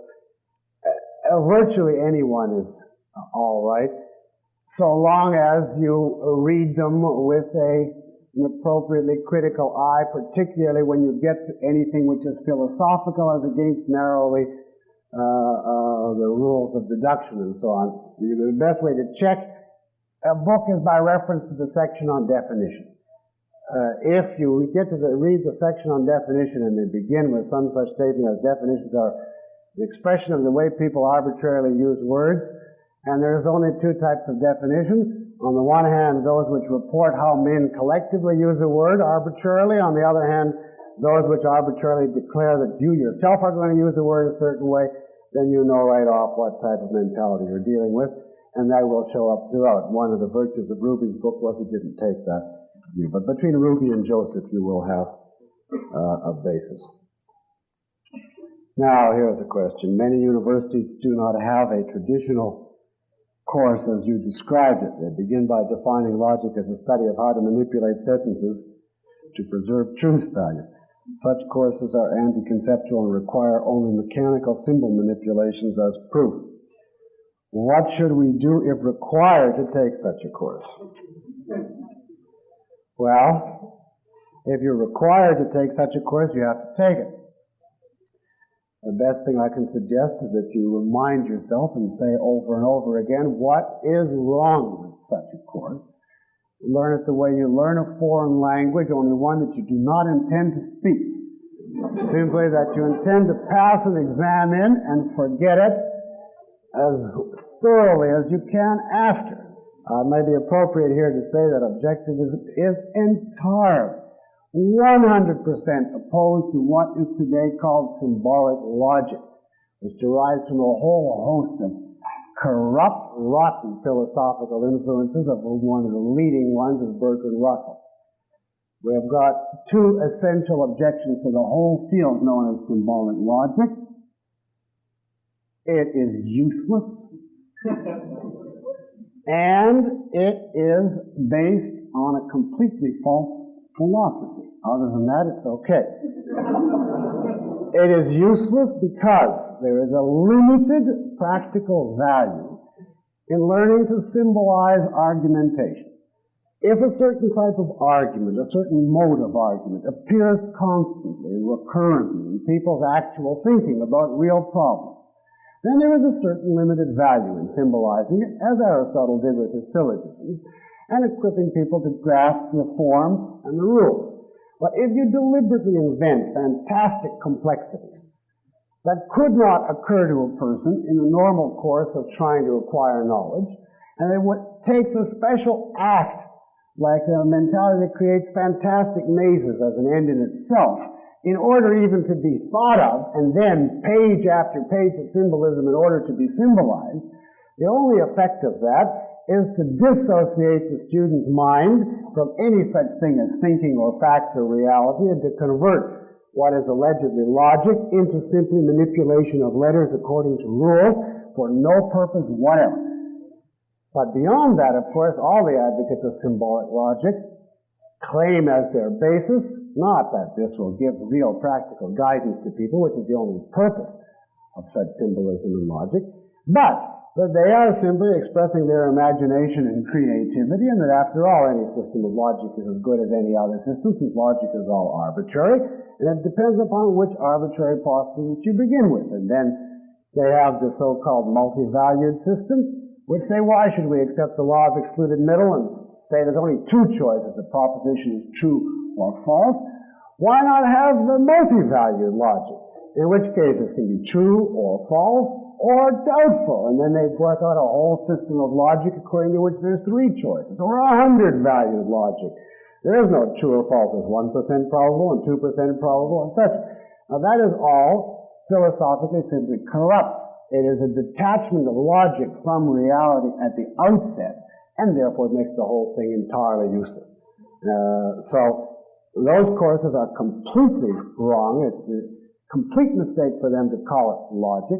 They should call it some kind of linguistic manipulation. Well, they tell you that in class, but in the catalog they call it logic, and it should not be confused with logic. If you're caught in such a course, all you can do is memorize what you're told and then forget it as fast as you can. Here's a question. Why is comparatively little known about inductive reasoning, and what kinds of observations will be required to achieve such knowledge? That is a little premature at this point, as we haven't come to induction at the end, so I'll answer very briefly. And because a proper theory of inductive reasoning depends upon a valid theory of concept formation. Without a valid theory of concepts, you cannot formulate a valid theory of induction, whereas you can formulate a valid theory of deduction. Because the theory of concepts is in such a horrendous state philosophically, that has sabotaged the theory of induction. But as to where the theory of induction is, how it stands at its best, you will hear that at the end of this course. One more, and then I'll take some from the floor. Is there any serious attempt or possibility to defend mysticism without subjectivism, or the other way around? I.e., is the connection always one of psychoepistemology? I'm not clear what you mean by is the connection one of psychoepistemology. There are many subjectivists who claim that they repudiate mysticism. Mystics, in my experience, are not so eager to dissociate themselves from subjectivism, although some of them claim they have achieved the objective absolute truth in their revelation and therefore to be opposed to subjectivism. So to a certain extent, there are people who claim to be one rather than the other. In actual philosophic fact, of course, you can easily prove that either of these doctrines logically implies the other, and that if you were to be consistent, you should be both. But in the following way, a mystic says, emotions are your means of knowledge, for short. Well, on what premise would this be valid? Only if emotions actually control the facts of reality.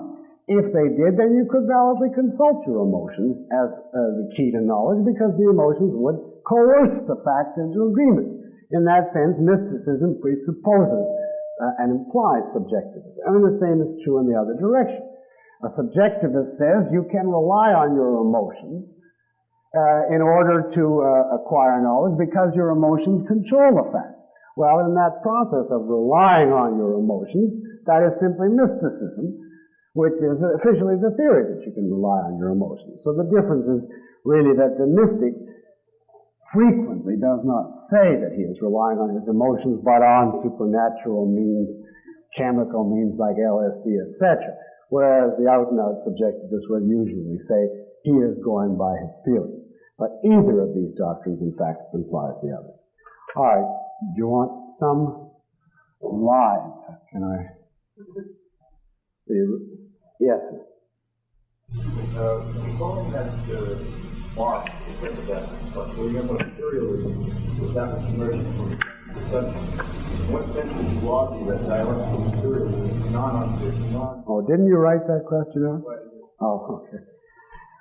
Let me repeat it then. Recalling that Marx was a materialist, which he claimed was based on sense perception, and he claimed dialectic materialism was derived from observation of reality. In what sense would I claim that Marx represents a non-ontological approach to logic?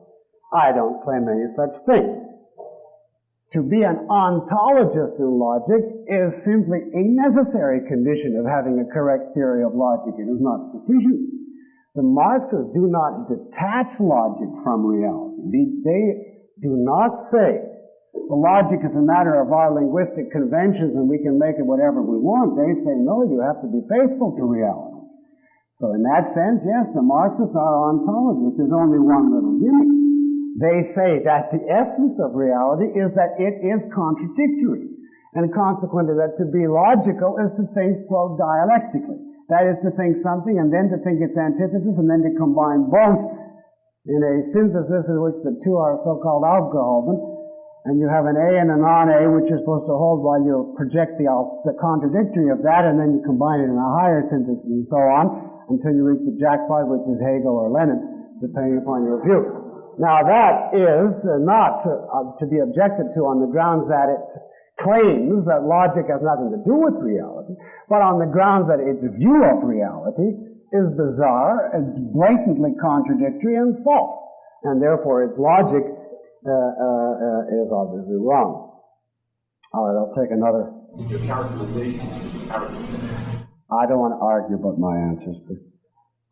Is there any important reason why logic is defined in terms of identification and not in terms of thinking? Just the point I tried to make in the lecture, namely that thinking, according to objectivism, is the process of identification. So you simply make it a little more specific by saying, well, what does thinking consist of? And if you think about thinking, you'll see that all you can do when you think is essentially ask, what is something? If you ask why did something happen, you're asking what is the cause? What is the identity of the cause? If you ask where did it happen, you are asking what is the place? What is the identity of the place? If you ask when, what is the identity of the time? If you ask how, what is the identity of the means, etc. So there's really only one question you can ask in the process of thinking, and that is the question, what is it? In other words, the process of grasping identity is what thinking consists of, and that's why objectivism defines thinking or specifies it by saying thinking is a process of identification. Other, yes? Your definition of logic, you said logic is the art of non-contradiction thinking. I wanted to ask why you use the word art. I said logic is the art of non-contradictory identification. You want to know why I use the word art? Well, again, I tried to say in class, you can, in the lecture, you can take as your genus of logic either method, art, or science, depending upon the context that you have, that you're using. Fundamentally, logic is a method. It is a way of guiding your thinking. But now, there's two different ways of looking at that. You can either look at it from the point of view of the actual use of this method, the putting of it to work in order to achieve a certain practical result. in which case you'll say it's an art, which is simply the implementation of a method to achieve a certain practical result. Or you can discuss the systematic scientific organization of the principles of that method, in which case you will say logic is the science of a certain, which describes a certain method, the science of valid inference. So there's no contradiction between those. It depends on the context in which you use them. Here is one, a written one. Please comment on the relationship between a volitional consciousness and one that is fallible. Does one presuppose the other? I would say yes. Now, volitional consciousness is one that has a choice. It does not operate automatically. As such, there is nothing in such a consciousness to guarantee that its volitional element will be performed in accordance with the facts of reality. Having choice, it has the choice to adhere to the facts of reality or not. I would say, therefore, by my understanding, any volitional consciousness would have to be fallible. And I think the reverse would have to be true. If a consciousness is fallible and capable of error, then the only way that it could know anything would be if it had volition. That indeed is the basic objectivist argument in favor of volition. Precisely because man's consciousness is fallible, if he had no control over its use, if he had a consciousness that was capable of error, but was out of his control and went in deterministic form in whichever way it went, then he would never be able to rely on any conclusion because he would never know when he was determined by forces outside of his control to make an error. And therefore, a fallible consciousness, I would say, in order to be able to acquire any knowledge, would have to be a volitional consciousness. And, of course, a consciousness which could not acquire any knowledge would be unconscious. So I think those two certainly do imply each other. And, of course, the fundamental one is that consciousness is volitional. Does the law of the excluded middle, which allows only the extremes, relate to or contradict Aristotle's ethics of the mean? In other words, the theory of the golden mean. Well, it doesn't contradict literally. When Aristotle said, for instance, that all human attributes can be arranged in columns of three, an extreme in one direction, for instance, humility, where you have too low an opinion of yourself, and an extreme in the other direction, for instance, megalomania, where you have too high an opinion of yourself, and then in the middle, self-respect, which is supposedly the mean, in which you have just the right view of yourself, not too high and not too low. That is, for reasons which I won't go into here, a mistaken approach to ethics. In fact, it's an example of a certain common fallacy that we're going to discuss in the next couple of weeks. But it is not as such an explicit violation of the law of excluded middle. It's not as though Aristotle says, either you are humble, or you are not humble, or there's a third possibility. He says either you're humble or you're not humble. And then within not humble, he allows two different values and organizes the whole thing in this Trinitarian threefold scheme. Now, I think there's many objections to Aristotle's ethics, but he does certainly not intend it to be taken as an violation of the law of excluded middle. Nor do I see that it is. It's a violation of many things, but not of the law of excluded middle.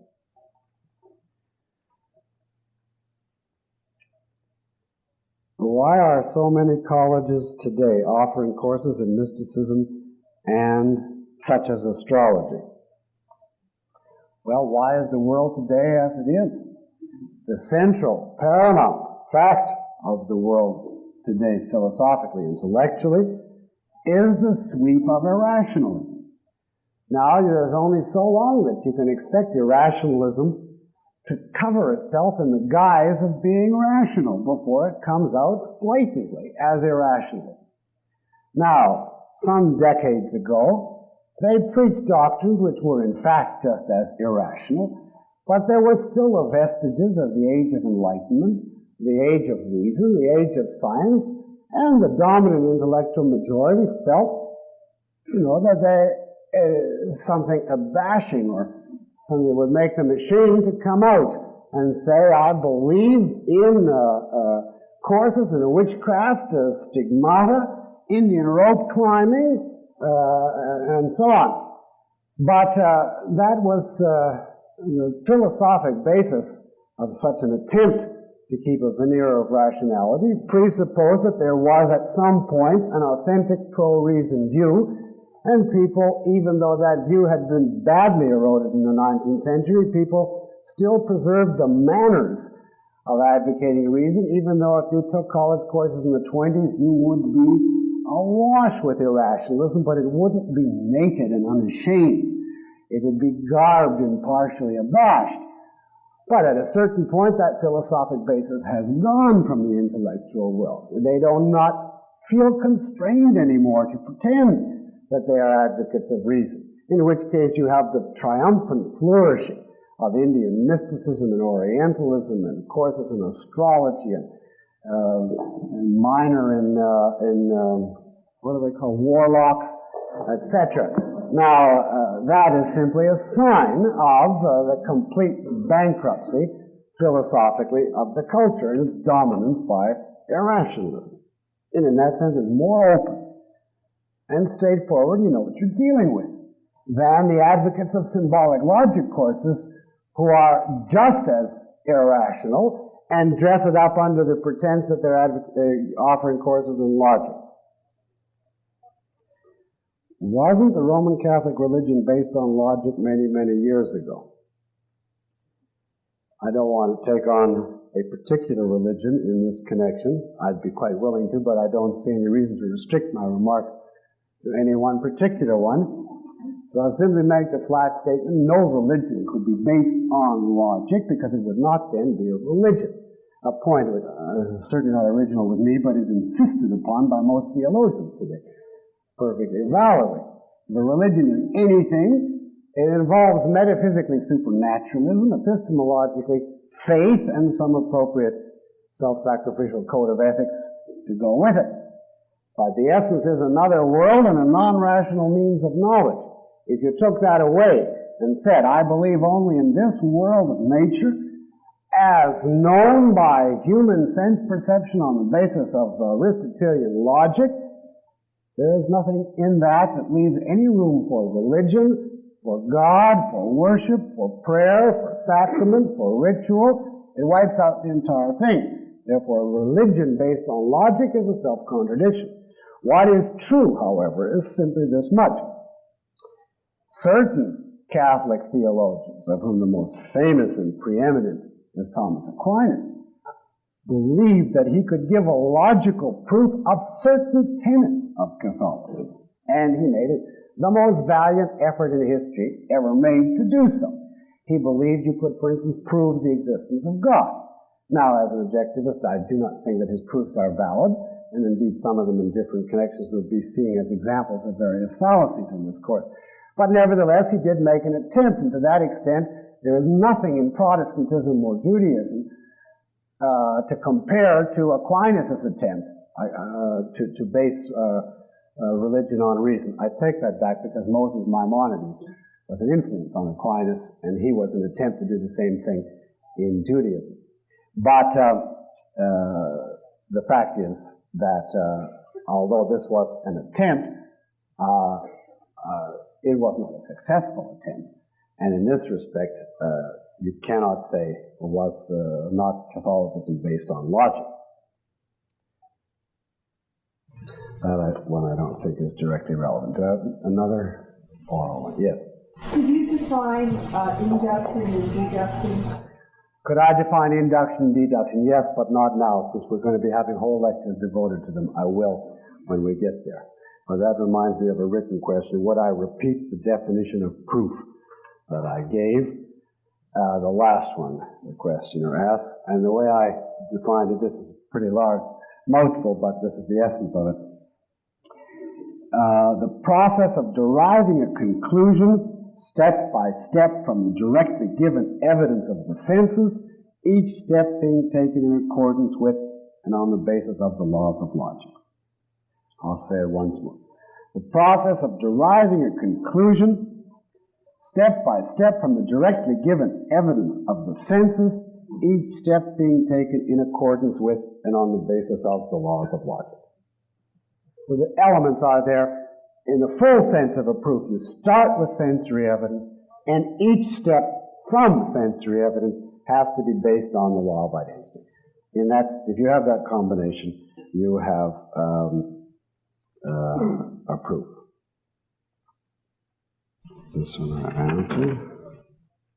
What was the source of the quote by the follower of Bergson? Karen Stephen, S-T-E-P-H-E-N, a book called The Misuse of Mind, which is concerned to elaborate and defend Bergson's philosophy. I've said what I want to say about symbolic logic, so I will not comment further on set theory, etc. Do I have others? Yes? Can you explain why implementation of logic is considered hard rather than a skill? Why is the implementation of logic considered an art rather than a skill? Well, how do you distinguish an art from a skill? A skill is proficiency at some art, isn't it? At some technique, at some way of doing something. So, in that sense, whenever you apply an art, whenever you perform one, you either do it skillfully or not. But to say that you do it skillfully is already an estimate of how well you're doing it. And we want to define what is the actual phenomenon we're talking about. Not how well have you done it. How does the law of excluded middle apply to borderline cases? That is, existences which are neither clearly A nor non-A. Well, it depends what you mean by neither clearly A nor non-A. Now, we have red on the color spectrum, and we have orange, right?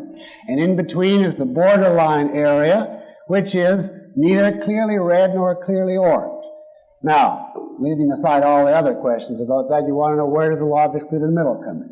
And all the law of excluded middle says is this: give me any definition of red. Draw the line anywhere on that spectrum.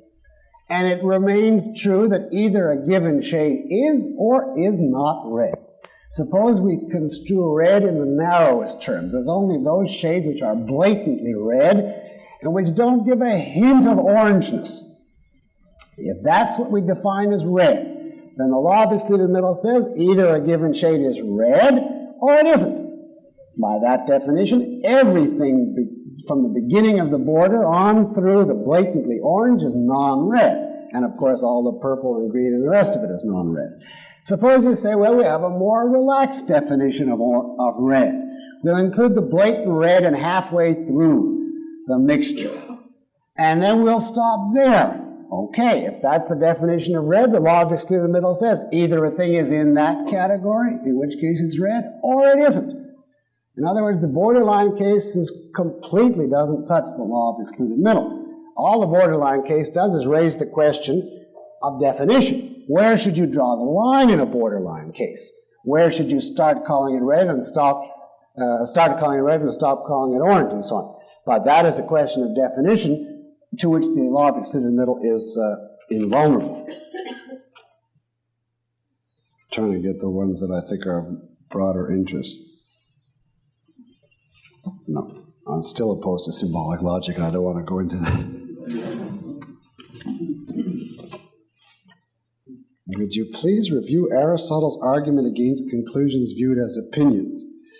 You made some analogy about health being more important to a non-healthy man. Oh, that was Aristotle's analogy, not mine.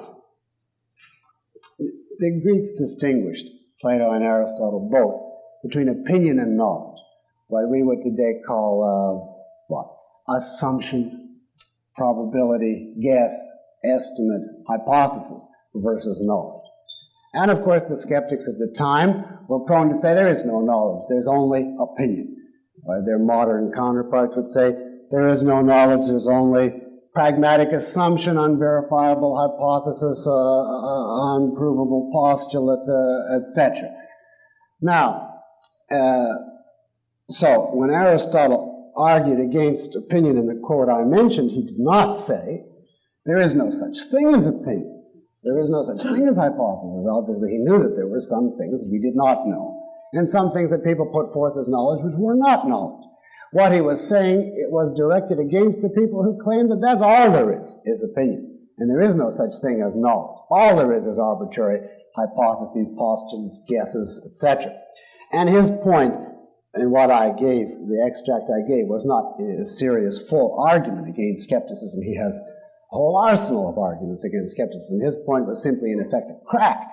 He said, if you hear what I said and said, oh yeah, it's just opinion, you don't have any knowledge, you should be all the more concerned about acquiring authentic knowledge, because I've shown you that you require that knowledge to live. And then you simply do the parallel, that a person who has only opinions, arbitrary postulates, assumptions, etc., in relation to a person who knows, is like a person who is sick in relation to a person who is healthy.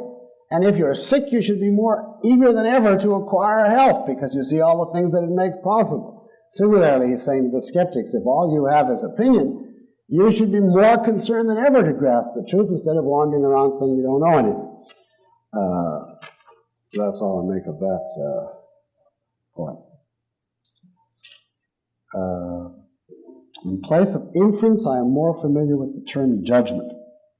If one exists, may I have a distinction through definition? Well, inference and judgment are two entirely different concepts, as I understand it. Inference is the mental process of passing from one judgment to another, if you want to put it that way. A judgment, as I understand the term, is essentially synonymous with a proposition, a statement, a declaration that something is the case. I judge that all men are mortal. I judge that Socrates is a man. I judge that Socrates is mortal. And in older-fashioned books, they're frequently called judgments instead of propositions or statements. But now inference is a particular mental process which says, given certain judgments, given certain premises, given certain propositions, what else follows from them? It's the process of passing in thought from premises to a conclusion. So I don't see any relationship that would involve confusion between the two. Let's see, is this? Oh, this is a tissue, not a question. Excuse me. Do I have others? Yes.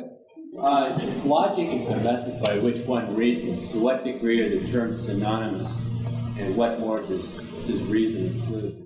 The relation of the terms reason and logic. Well, as they frequently are used, reason is the much broader term, which means essentially the conceptual faculty. The faculty that man has as apart from the animals, which is not only the faculty of sense perception, but the ability to integrate sense perceptions conceptually.